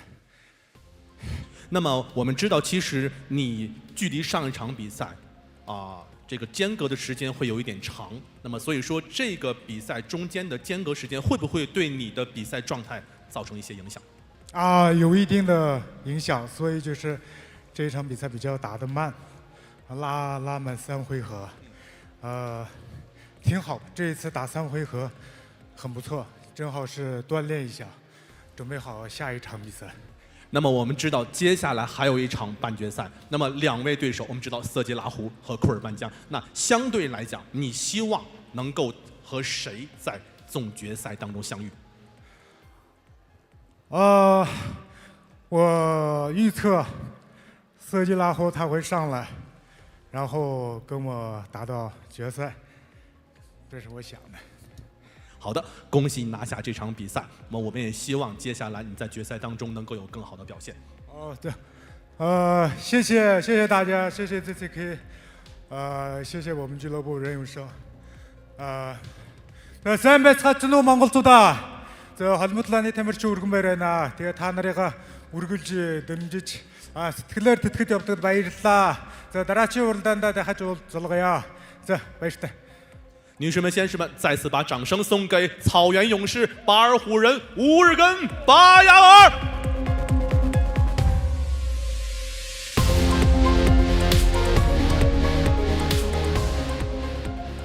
接下来我们共同开启今天晚上的联合主赛。蓝方选手色季拉胡来自于成杰格斗俱乐部，战力出色，目前斩获4连胜，状态火热。他对手库尔班江土罗斯巴克来自于哈尔滨龙云综合格斗俱乐部，自重量级现役金腰带的拥有者，拥有非常恐怖的战斗力。那么今天晚上哪位选手能够突出重围？比赛马上开始。次中量级的绝对王者边疆狼库尔班江，核心力量巨大。拿下这场比赛，我会成为双百万加金腰带，属于我的谁也拿不走。战力 KO 他，而且我相信我会做到。色季拉胡现在真的是气势如虹，拿到了一波3连胜。我相信这场比赛是提前来的冠军战，这次他压力很大吧？应该。他想成为一匹黑马还有点遥远，因为他不幸的是遇到了我这个冠军。冠军等着啊！开场，我来收拾。进了笼子，我就拿命跟他玩。上位砸拳，上位砸拳，不停的击打。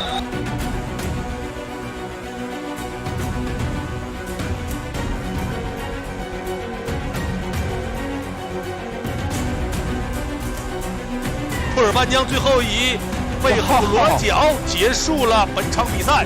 想挑战冠军，好，你给我等着。拿下这场比赛，我会证明给你们看。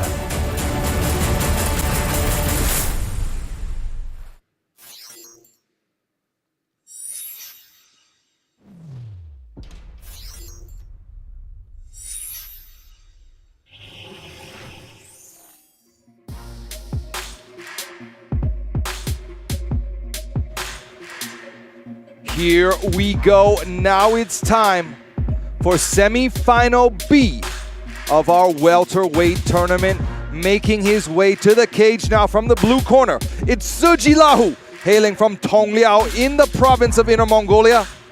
He is a wrestler and he lives and trains in Chengdu at Chunjie Fight Club. No stranger to tough competition. Sujil Lahu has earned his right to fight in this semi-final. An incredible victory over Eduardo Hamon in the quarterfinal. A war so close, a 4th round was needed to determine a winner. As close as the first 3 rounds were, Sujil Lahu blew through that extra round, but not without taking a beating earlier in the fight. He's made huge improvements since joining Chunjie Fight Club in Chengdu, and I believe he has a legit chance of beating current belt holder and favorite tonight. That is a bold statement, I know, but I do think most importantly is not whether or not this semi-final will be an exciting matchup, but rather the question is, Will the winner of this war be fit enough to continue into the finals in just a few weeks' time? Because I believe this match will be very, very violent, Woody. Well, Vaughn, we saw the heart and tenacity and durability and fitness of Sujil Lahu. He's surprised us and he's grown as a fighter. He's had smarter game plans, but most importantly, he is so damn tough. And he has lost against Kurbanjan before, but that is years ago, 5 years ago. He's come a long way. And Kurbanjan, you know, he's the champ. He's traveled to train, but you know, it's harder to keep the belt than it is to get the belt. And I don't know, Sujil Lahu is so hungry. If he can stop the fight from getting to the ground and scrap out, he might be able to test the champion, Kurbanjan. And this might be, like you said, this might be the best fight on the card tonight.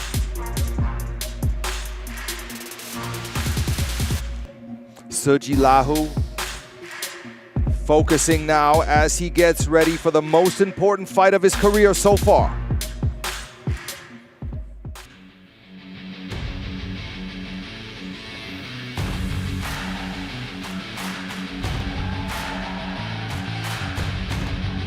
And there is his opponent, Kurbanjan Tolo Sibaka, the current reigning welterweight champion and also last season's 1 million RMB tournament winner. He's officially 30-18. He is an absolute veteran. He has fought some of the biggest international names that ever fought in this region, but also fought the who's who in China in 2018. These two fighters fought against each other, and it was Kurbanjan that won via armbar in the second round. He says he thinks Sujil Lahu has improved since then, and he was very impressed with his heart and endurance in his last fight against the Brazilian Ramon. But he told me, honestly, even though he respects the great fitness and huge heart of Sujil Lahu, he doesn't think Sujil Lahu's takedown defense is good enough, nor does he respect his striking. He says Sujil Lahu has average striking compared to the top level guys in this division, and he might start the fight on feet. He's very comfortable to test him on the feet and only wait for the opportunity if it shows itself in the striking. He's not in a rush to look for the takedown. He's happy to stand and trade with Sujil Lahu, but if it goes to the ground, he thinks he has a huge advantage, and he thinks he can get Sujil Lahu to tap pretty soon once it goes to the floor. And this year he wants to make another 1 million RMB.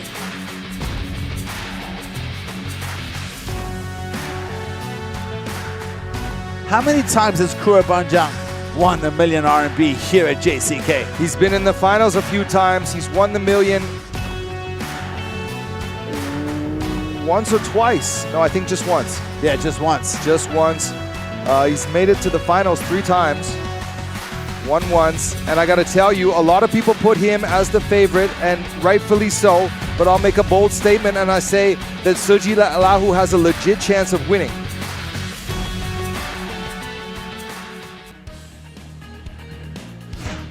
Looking now at the tail of the tape, and we see a slight reach advantage favors Sujil Lahu.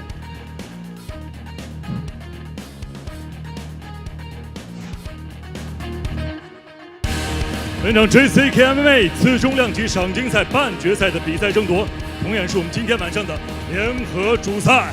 蓝帽选手身高182公分，臂展184厘米，体重77公斤，年龄29岁，来自于成杰格斗俱乐部。MMA 综合格斗战绩17战12胜5负 ，JCK 战决胜战绩8战5胜3负。他就是来自于蒙古族的悍将Sujil Lahu。本场比赛，红方选手身高177公分，臂展178厘米，体重77公斤，年龄29岁，来自于哈尔滨龙源综合格斗俱乐部。MMA 综合格斗战绩28战24胜4负 ，JCK 战决胜战绩11战10胜1负。他就是现役次重量级的金腰带的拥有者，卫冕冠军边疆狼库尔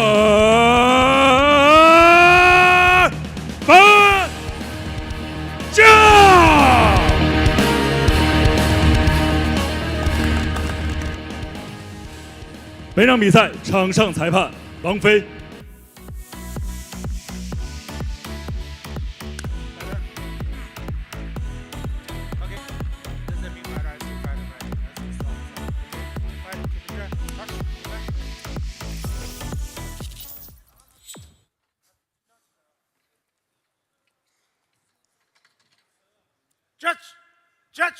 Judge, time, ready, fight!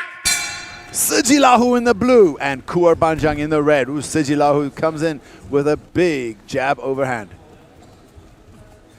Look at the legs on Sujil Lahu. Well, you can say look at the legs of both these fighters. Urgenbayar has been training overseas in Kazakhstan for many, many months. And he told us there's a lot of big sparring partners there, 30 to 40 pro guys in that, and most of them either a boxing or a wrestling background. But I gotta tell you, I've not really seen, like he fights well, but I've not seen improvement since he moved over to Kazakhstan. You know, well, he fights the same as he always does. He maintains the same dominance, but there's no fancy submissions added to his game. There's, his striking hasn't changed much. Well, there's a couple of beautiful setup there. He did say that not many jiu-jitsu, the jiu-jitsu level there in Kazakhstan isn't that good, but there's a lot of good boxers. Sujil Lahu gets double underhooks and he's looking for a takedown. Now it's Sujil Lahu. A knee there. I do believe that Sujil Lahu is the more well-rounded fighter at this stage in their careers. Well, Sujil Lahu seems to be a little bit more physical. How will his fitness hold? Urgenbayar did well to fend off that double underhook. I thought he was in for a ride. Over-under grip here from both fighters. Urgenbayar's back pressed against the cage wall in his own corner. Now he's got double unders.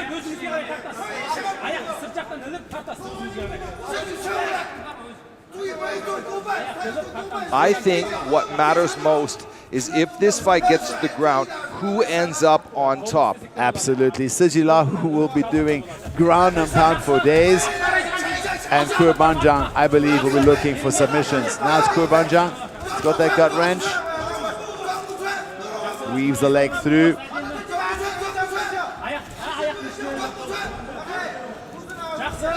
Sujil Lahu pulls guard. Is he looking for a Kimura?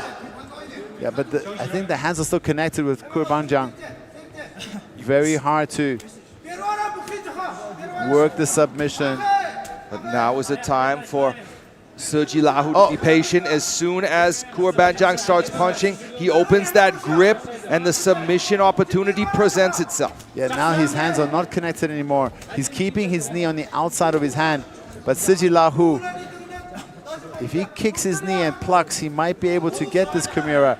Urgenbayar being very smart here, using the cage to hide his arm, not giving Sujil Lahu the space to rip. See how he holds his own thigh, inner thigh there. Yeah, he rips out his own arm.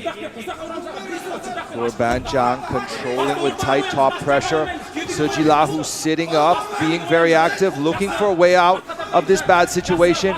Urgenbayar turns him around, eats an elbow for his troubles. Sujil Lahu is dangerous here from the bottom with elbows. Urgenbayar needs to be careful. There's blood on the face of Sujil Lahu. Whose blood is that? Did he cut Urgenbayar or is Sujil Lahu already cut? Don't see blood on the face of Urgenbayar. Could be that Sujil Lahu is already cut.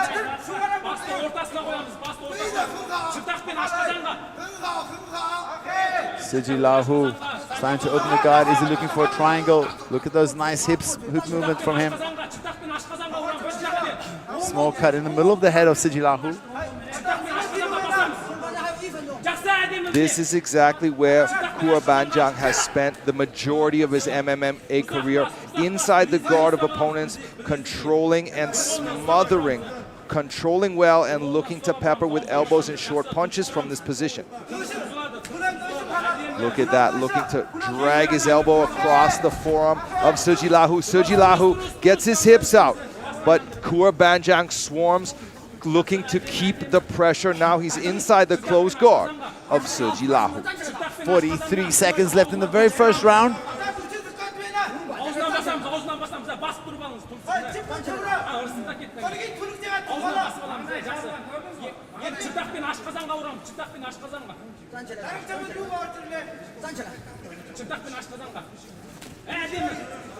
Nice little choppy punches from Kurbanjan on top. Sujil Lahu very active from the bottom as well. Oh, he was Sujil Lahu threatening an armbar there. Kurbanjan needs to be careful. There is the clapper, the final few seconds of this first round. And there is the bell. Got to give that round to Kurbanjan. Kurbanjan helps up Sujil Lahu at the end of that round. Probably scoring to the champion, Kurbanjan.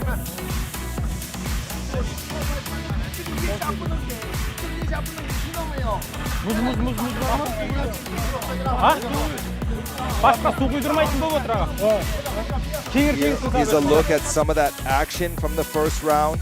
Sujil Lahu working a shot to the body. Then there's that beautifully hidden single leg entry from Kurbanjan. Finally, the fight ends on the ground with Kurbanjan on top.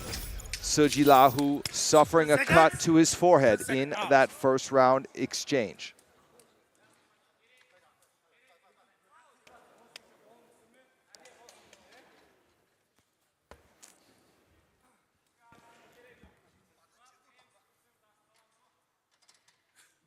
Ready, fight!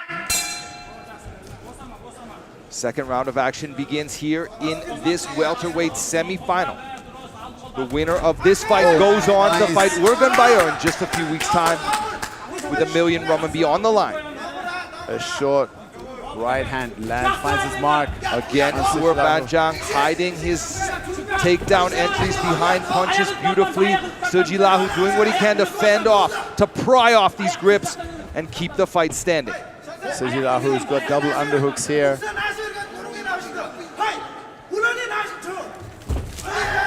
And Sujil Lahu stops that, gets a knee.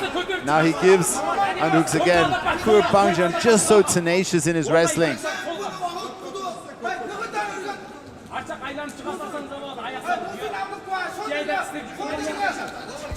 Kurbanjan dragging Sujil Lahu to the ground. This again is where Kurbanjan is the strongest. On top. Kurbanjan fighting hard to get that far side underhook. We see Sujil Lahu getting that hand in. Now he has the underhook. Can he scoot out? Look at Kurbanjan.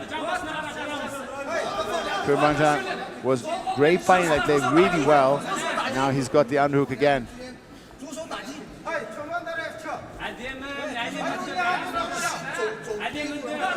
The blood is flowing on the forehead of Sujil Lahu once again.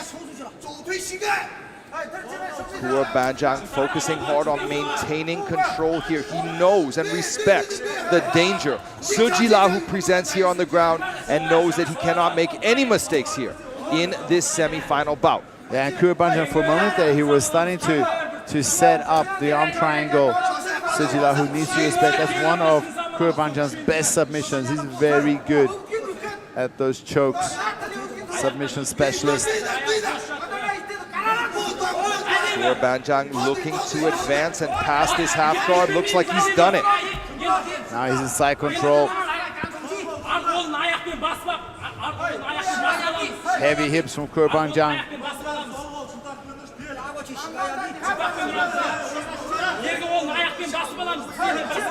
Nice short little elbow. Scoring from the top here. Beautiful work from Kurbanjan. Chopping little elbows. Isolated that far side arm.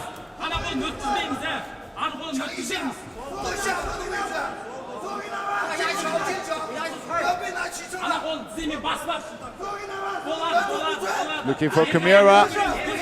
Look at this is bad for.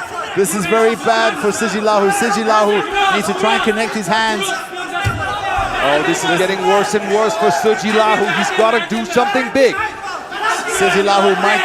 He's going to be. This is so bad. 1 minute 45 seconds. Can he escape this? Banang lets He go of escaped the this, cover. oh my God, wow! Recovering Well done. full guard, Sujil Lahu still in this fight. Final 90 seconds approaching here in this second round. I'm surprised Kurbanjan let that go. 1 minute and 20 seconds left.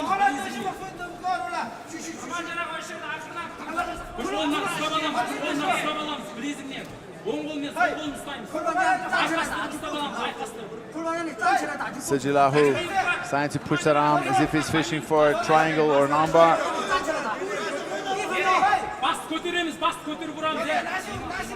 55 seconds left.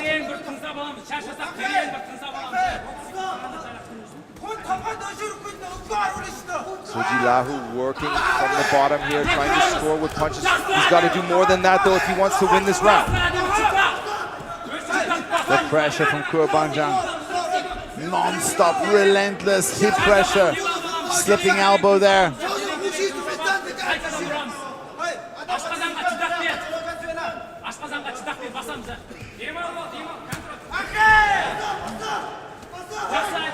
Kurbanjan's lead is growing. Sujil Lahu relentless, doing everything he can to get out of this disadvantageous position. But Kurbanjan is just able to control him very well here in the second round. Tense. Oh, there's nice a beautiful up kick from Sujil Lahu as the clock runs down. Final few seconds. Kurbanjan looking for the finish. Time has expired in the second round. 2 rounds to none on my card for reigning champ Kurbanjan. Sujil Lahu will have to do something spectacular, get a finish if he wants to advance to the finals and win this semi-final match. Sujil Lahu needs to...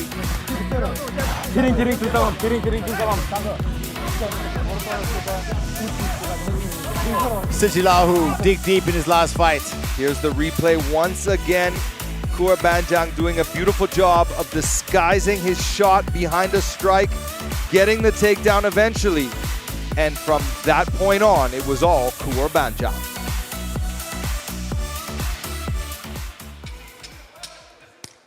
10 seconds. 10 seconds out.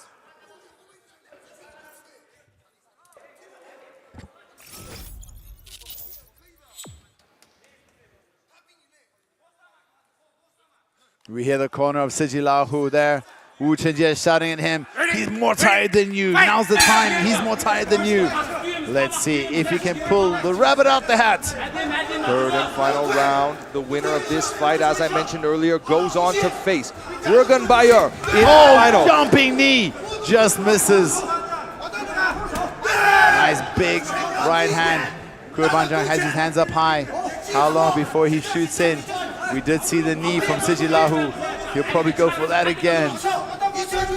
Another knee to the body of Kurbanjan. Short little knee. Kurbanjan walking forward, faking, hands up high. His intent pretty clear. Another nice knee to the body. Kurbanjan gets the body lock and drags Sujil Lahu to the ground. This is where, statistically, Kurbanjan has the advantage, and it will be a very surprising outcome if Sujil Lahu is able to get out of this bad position. He hasn't been able to do it yet in this fight. Yeah, he's done a lot of defense, but he hasn't really exposed too much, risk rolling away, giving the back just to try and defend. You don't want Kurbanjan in your back, but everything is riding on the last 3 minutes and 40 seconds. He needs to pull the win out of here. And if you're in Kurbanjan's corner, do you tell him to look for the finish or just ride out this round?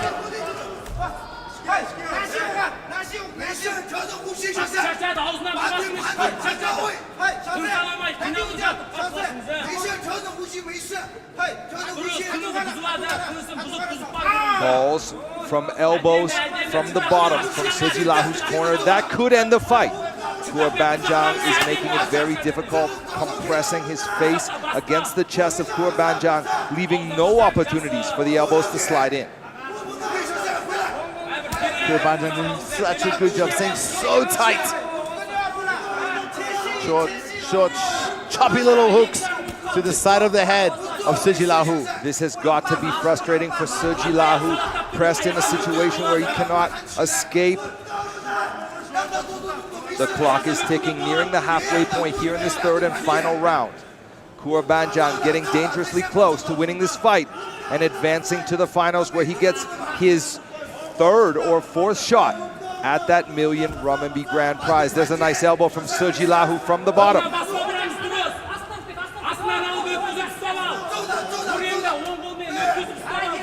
We hear the corner of both these fighters screaming. Oh, there's a triangle attempt from Sujil Lahu. Just misses the arm. If you could get that leg over the arm, so close.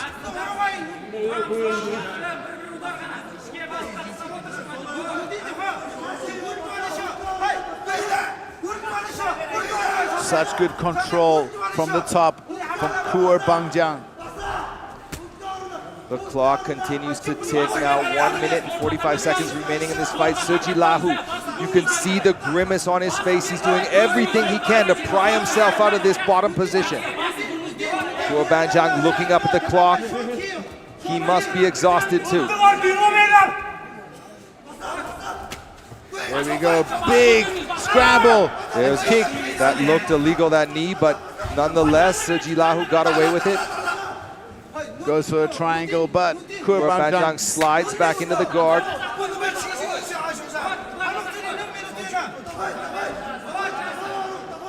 Sujil Lahu, just over 1 minute remaining in this fight, needs to do something reckless, needs to take a risk here because he's 57 seconds away from losing this semifinal match. Do whatever he can to get up. Look at him now, Sujil Lahu from the bottom, hunting that Kimura again like he did in the first round. You see Urgenbayar reaching back, holding his own hand.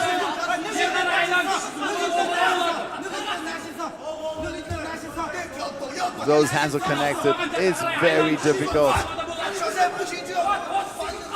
to finish this Kimura. Urgenbayar seems to be content just to stall and ride out the clock. There he goes, letting go of that grip. This is dangerous. 17 seconds left. And Sujil Lahu gives up on that attempt, trying to score punches from the bottom, hoping he can win somehow. Final seconds of this fight. Fighting. The fight's over. But Urgenbayar, dominant performance.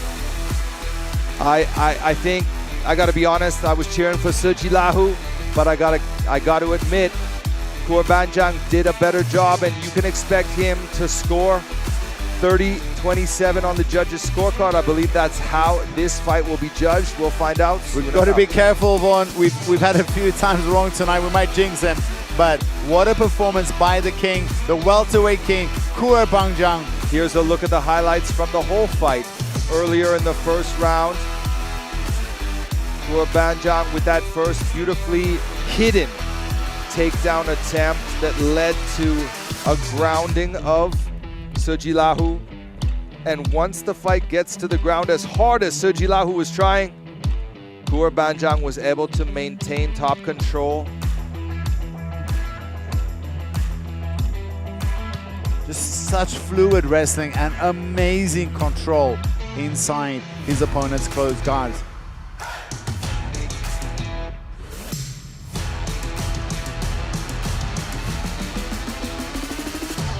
There in the third round, the jumping knee attempt. There's another one. Had they found the chin or the temple of Urgenbayar, we could have seen a Sujil Lahu knockout.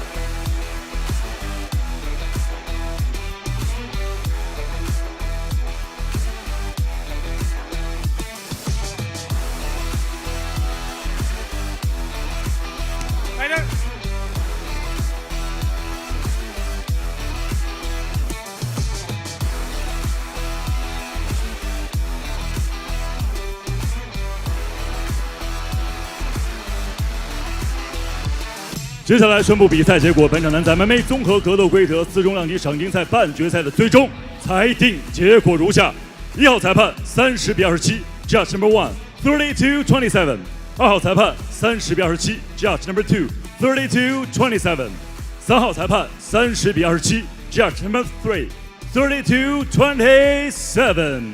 本场比赛3位裁判一致性判定红方胜。For the winner, by unanimous decision, win by point, presenting China. The red corner, the Fountainer Wolf, 库尔班将。接下来，让我们掌声有请颁奖嘉宾山西中国金楼董事长孙振峰先生。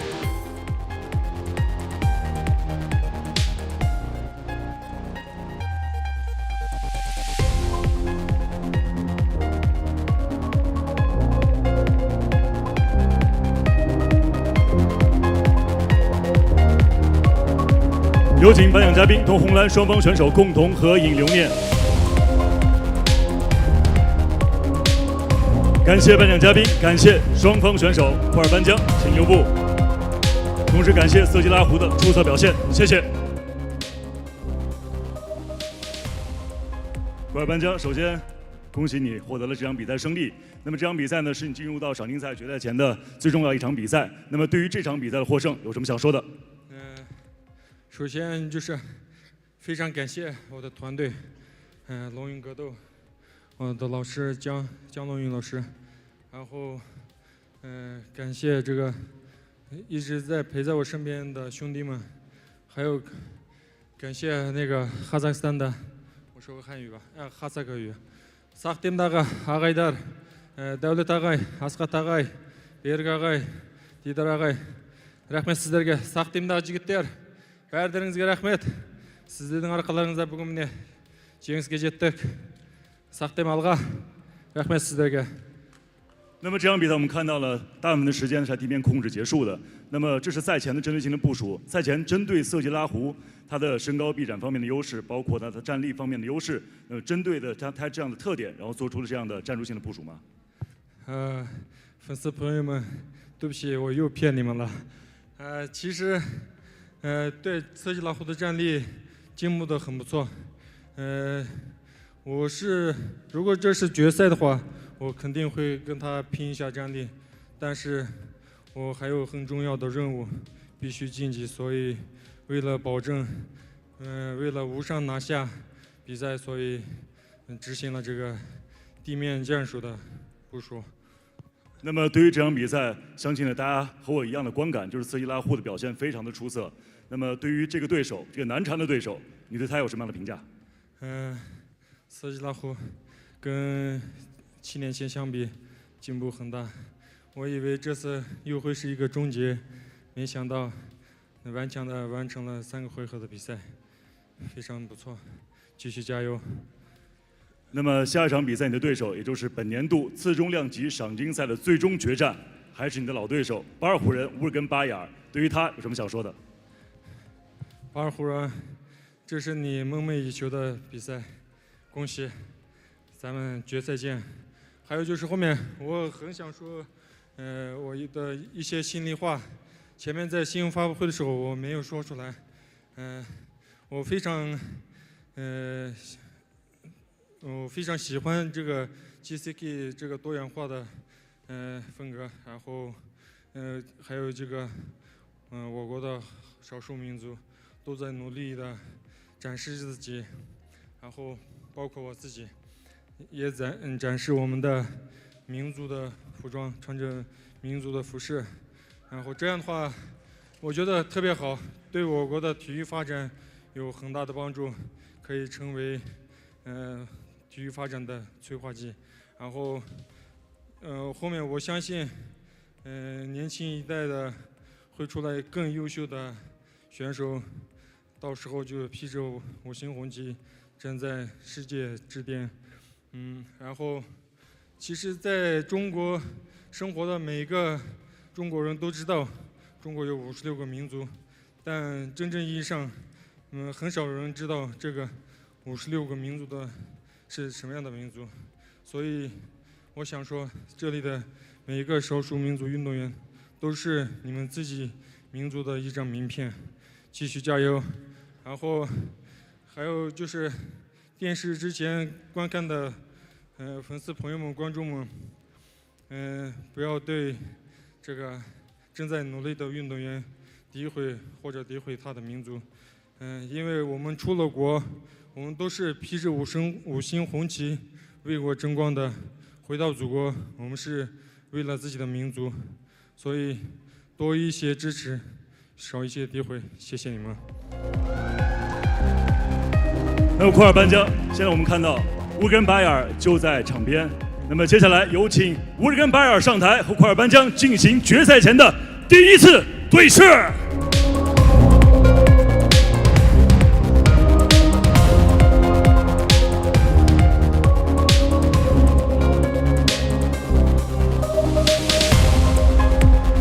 首先也祝贺我的老对手。老对手啊，下一场比赛见。下一场比赛见，然后好好备战。下一场我不会摔跤了，我会更全面的备战。我决赛我肯定会。他又开始骗大家啊！不要信他。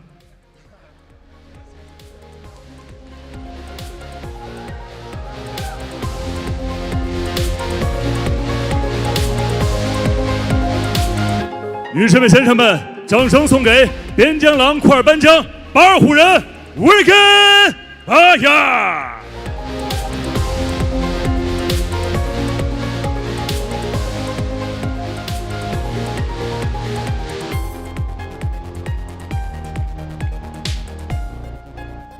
接下来的时间，让我们共同开启今天晚上的头条主赛。蓝方选手约尔达舍夫沙赫佐德来自于乌兹别克斯坦的金腰带选手，摔跤与散打领域的双料冠军。他的对手王少祥来自于北京黑虎搏击俱乐部，重量级卫冕金腰带，曾在 JCK 战决城创造8连胜的辉煌纪录。接下来，两位王者即将展开对决。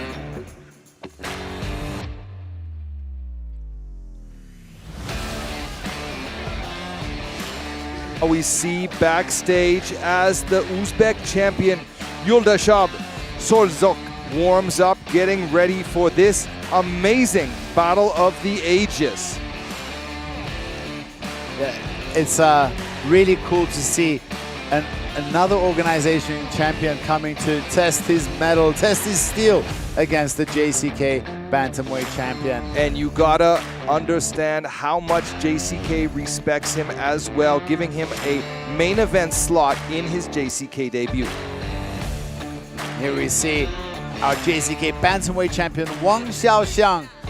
They're fighting at a catch weight, so weighed in at 62.5 kilograms for this bout. So there isn't any belts on the line tonight. However, they are scheduled to fight for 5 rounds.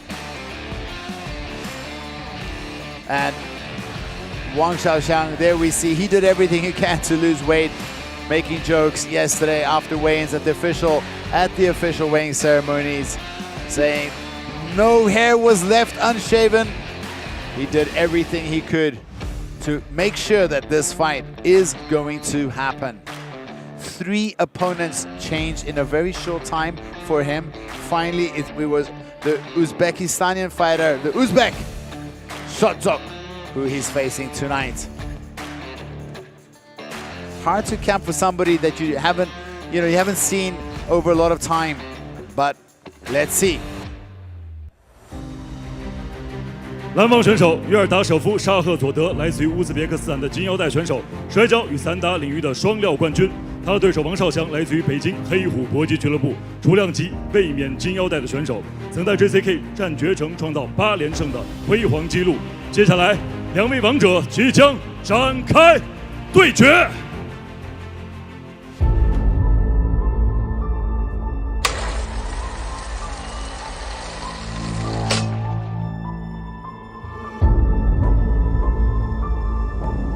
Assalomu alaykum hammaga.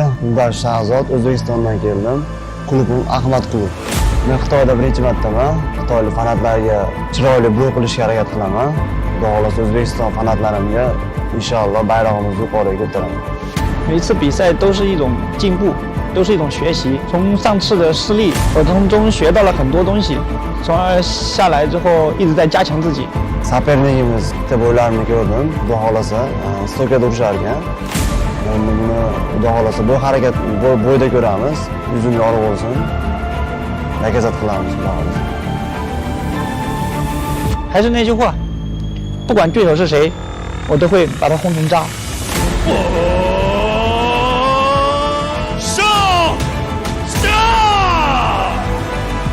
一旦进入到890当中，他将会向所有人展示自己的冠军的最真实的一面。碰到我的话，最终的胜利肯定还是我的。 Saperligan shudigan chempioni, men ham chempion. Xudo xolasa tomoshabinlarga zerikarli bo'lmaydi. Hammasini ashtagan qilamiz.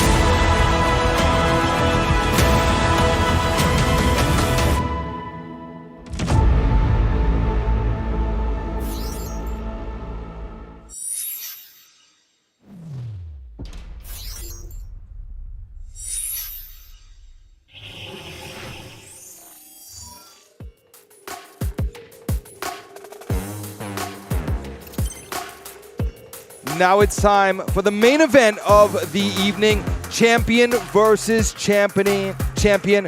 A very rare opportunity to witness this cross-promotion belt holder versus belt holder showdown.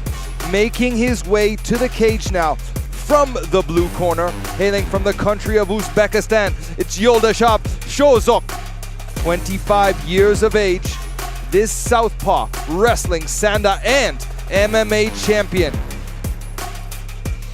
brings huge expectations to his JCK debut, going directly to the main event, holding the WEF belt in Uzbekistan, which he's had since 2022, riding an impressive 6-fight win streak that has spanned just 13 months of very active champion indeed. And you know, if you look at the guys that walk out with him, you got the Kazakhstanian coach, you have the 2 Russian fighters, a lot of guys from that region supporting each other. They're in the blue corner tonight. What tips can they give him? Ramzan Akmatov already got the win. Very close decision win in my opinion. Lucky to get that win. But can they give him some secret tips on how he can face the huge challenge in front of him tonight? Shokhzod as tough as nails. I've watched him eat huge knees, shooting in for takedowns, absorbing the knees to the face and completing the takedown. His chin has been tested multiple times. I find his style to be very similar to Dooley Luz, a pace-pushing southpaw with great wrestling, big slams, and ruthless ground and pound. Remember, fans, Dooley Luz has beaten Wang Sha in their last encounter. And check this fun fact out. Wang Sha has had more time to prepare. However, Shokhzod took this fight as a replacement on short notice, but these two bantamweight agreed to a catchweight, and it was Wang Sha that struggled to make weight yesterday. That concerns me.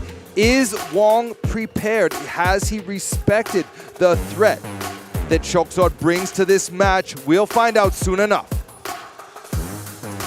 But it's such a mental battle, such a roller coaster if your opponents keep getting changed. And you got to wonder how much of that come into play and how much of Wang Shaoxiang's game plan was affected by the change of opponents.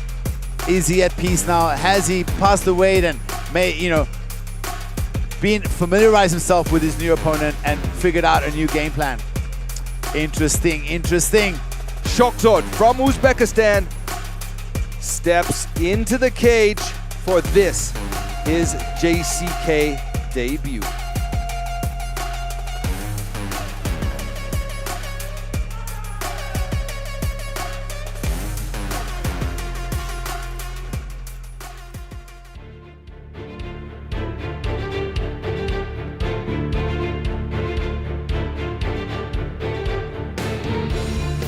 And Wang Sha, the Black Tiger, fighting out of Black Tiger Gym in Beijing.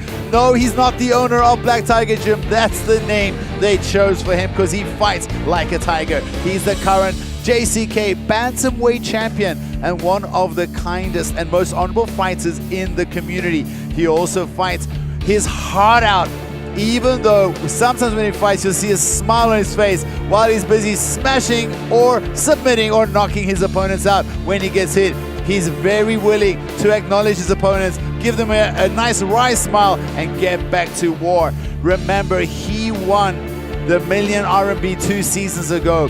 And in that, after winning that million RMB, he donated a big portion of that money to charities. Such an honorable guy.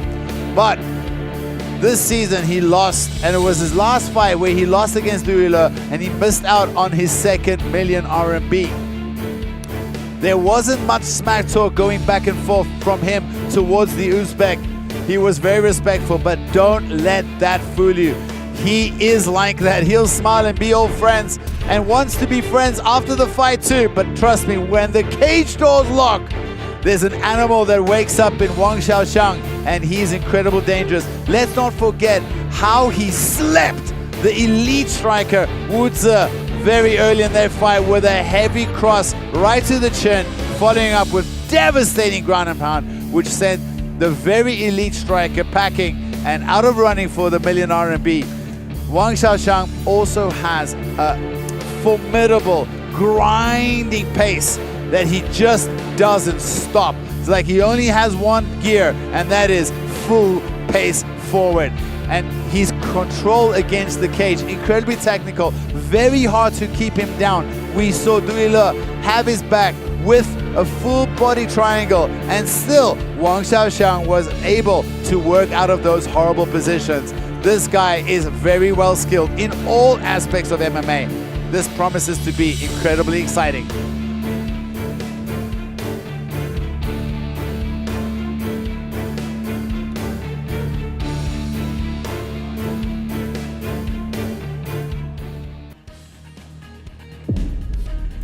Looking now at the tail of the tape, and we see the southpaw enjoys 6 centimeters of reach advantage.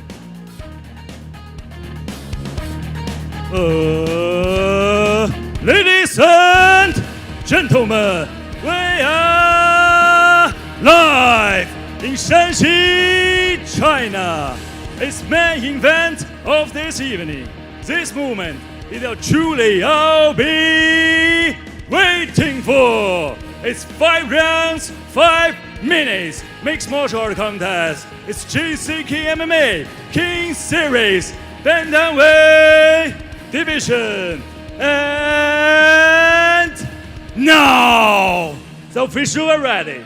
Fighters are in the octagon. Fighter fans, are you ready? For 100 attendants, for meetings watching all around the world, are you ready? It's time! Introducing first fighter at the blue corner, mixed martial artist holding professional records, 11 fights, 9 wins, 2 losses. He standing 175 centimeters tall, weighing 137 pounds, fighting out of Andy Jang, Uzbekistan. I give you the blue corner. Gets ready for Shokhzod.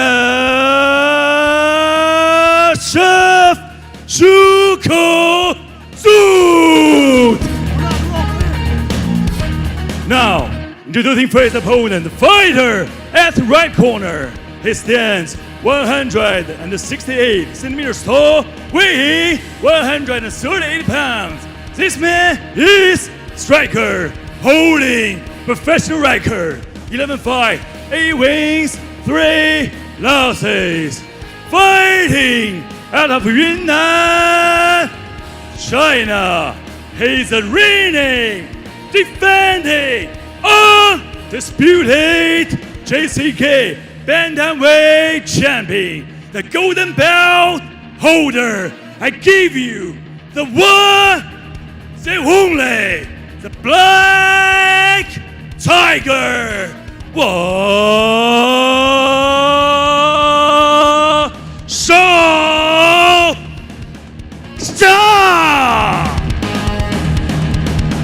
The referee who charged this octagon is Thomas Fan.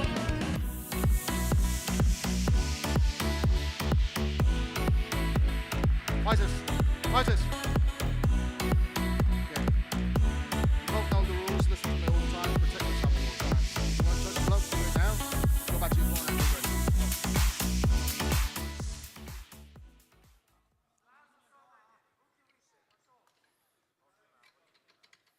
Judge, judge, judge. Time. You ready? You ready? Fight! Shokhzod in the blue and Wang in the red. Shokhzod in the southpaw. Oh, very fast, beautiful left hand. And he throws a little bit like a looping hook.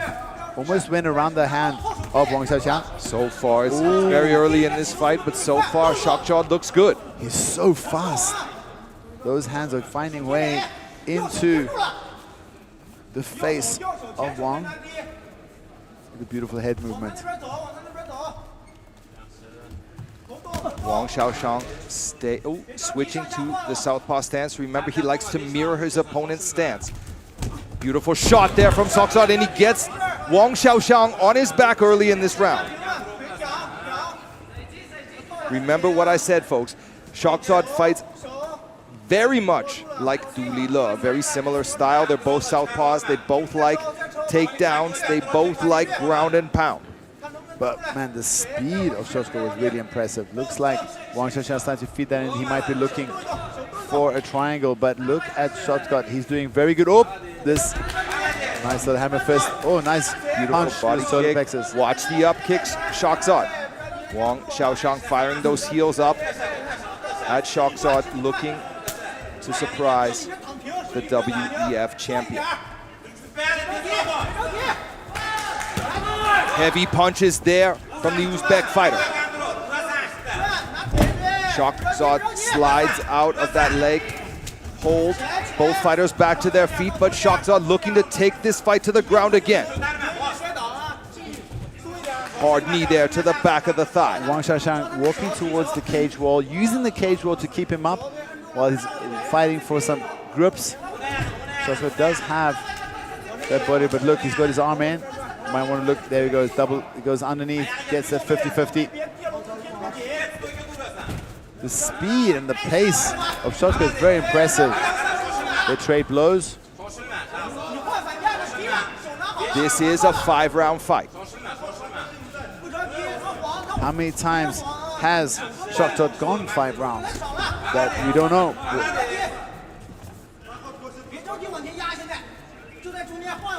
One thing that I will say, and stats on paper are not always the same as facts, but let's be clear here, the beautiful double leg. Sorry, the experience of Wang Shaoxiang's opponents, many of them outdo the experience of all of Shokhzod's opponents combined. Something to think about. That's insane, huh?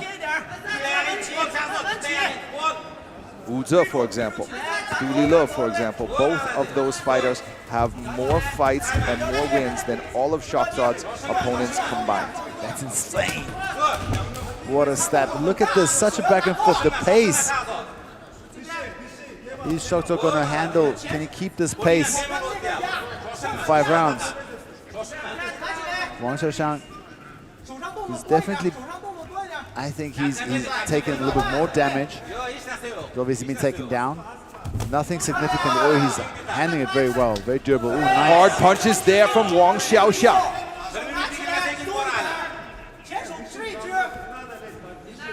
Take some takedowns.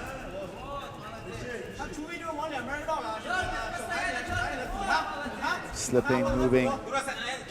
In the fight where Doolittle beat Wang Shaoxiang, he had the most success with Wang Shaoxiang in a turtle guard against the cage wall.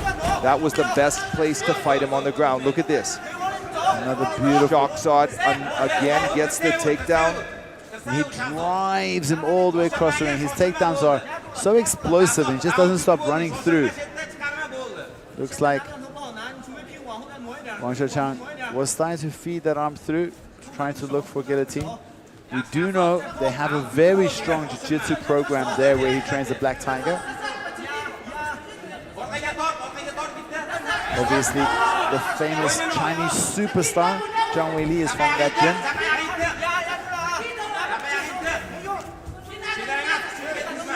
Wang Sha conserving his energy. We can tell he's an experienced 5-round fighter.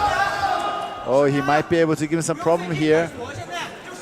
You can submit a guy if he's on the wrong side of your body with this guillotine.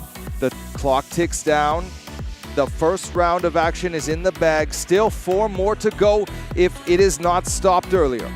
And you know, we've seen Wang Sha have amazing gas, but he was telling us this cut was harder than normal. It's very strange. It's very strange for a guy who fights regularly at bantamweight to be given a catch weight 1.5 kilos heavier than he normally has to make. Plenty of time to prepare and struggling to make the catch weight. It's just too weird. You gotta wonder, was he sick? Was he injured? Was he not taking this challenge seriously enough? Because I don't think there's anyone watching that thinks that Wang Sha won that first round. No, of course not. 4 left to go.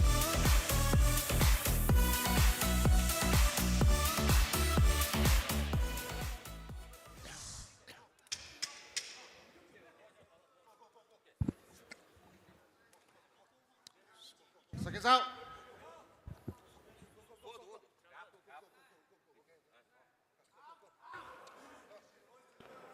Shokhzod corner very slow to get out of there. That could be a tactic from them.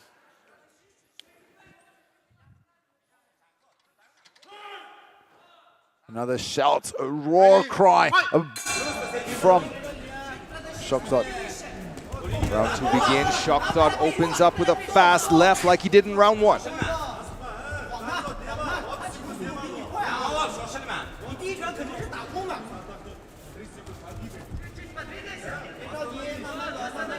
Tentative, both these guys. Feels like Shokhzod is pacing himself a little better in the second round. Waiting for the right opportunity to open up. Inside kick, exchange blows. Shokhzod working the body. Shooting the takedown, and he gets it again. 100% takedown accuracy so far in this round for the Uzbek Shokhzod.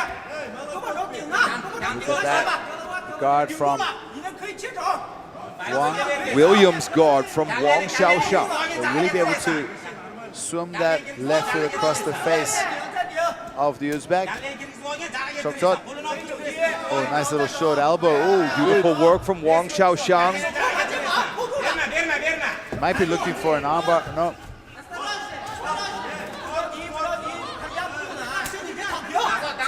Shokhzod working the legs there, looking for the right opportunity, not giving Wang Sha any room to breathe here. Wang Sha, he's holding, he's working. Active from the bottom here. Wang Sha doing well to defend the advances until now. Look at this now, Wang Sha threatening with the guillotine. This is tight. This is good. This is a bad spot for Shokhzod. Does he know what he's got himself into? He's looking to pop out of it, and he looks like he has. Fantastic work from Shokhzod. But he's not out of trouble yet. Look at the grimace on the face. Wang Sha releases the choke. Shokhzod is free. He's going for Kimura, but he's on the wrong side of the elbow there. Now he feeds again. Goes back to the Kimura.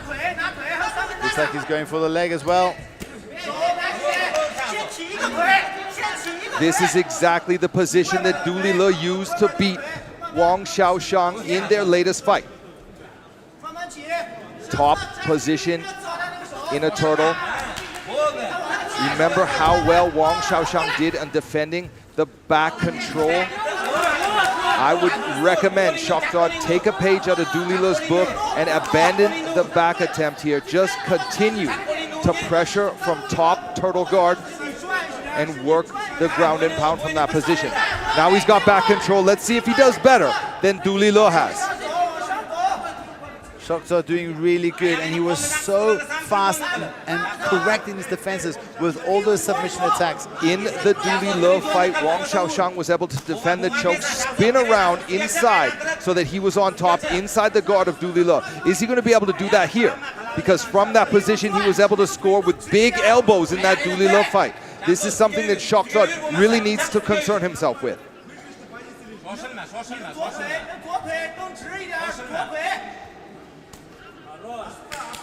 Still managing to control the back. Shokhzod is doing well here in this second round as well. But it's Wang Sha doing these small little punches.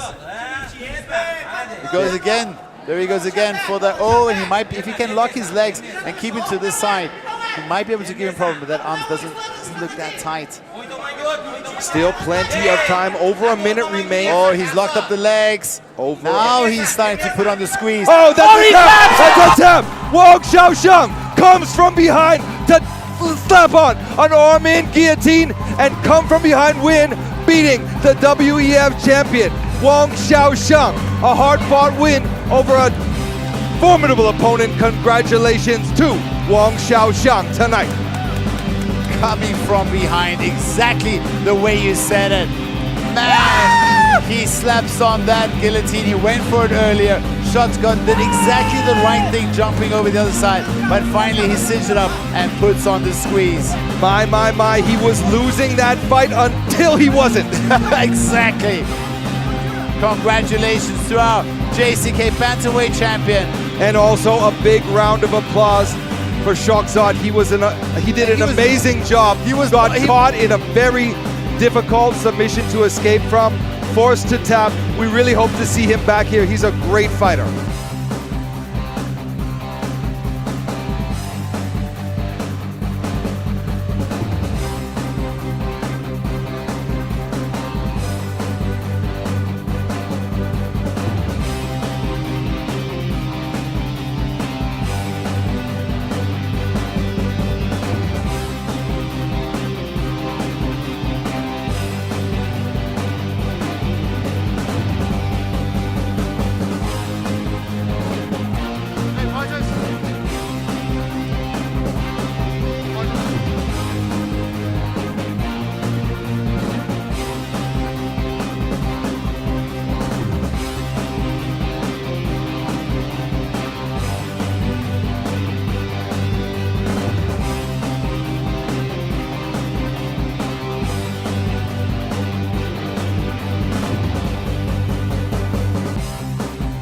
接下来宣布比赛结果。本场男子 MMA 综合格斗规则62.5公斤级的协议体重之战，今天晚上头条主赛的最终结果为来自于中国的红光选手黑虎王少祥，第二回合3分55秒使用断头台降服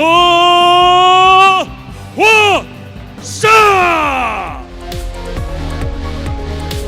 The winner is red corner, win by guillotine choke.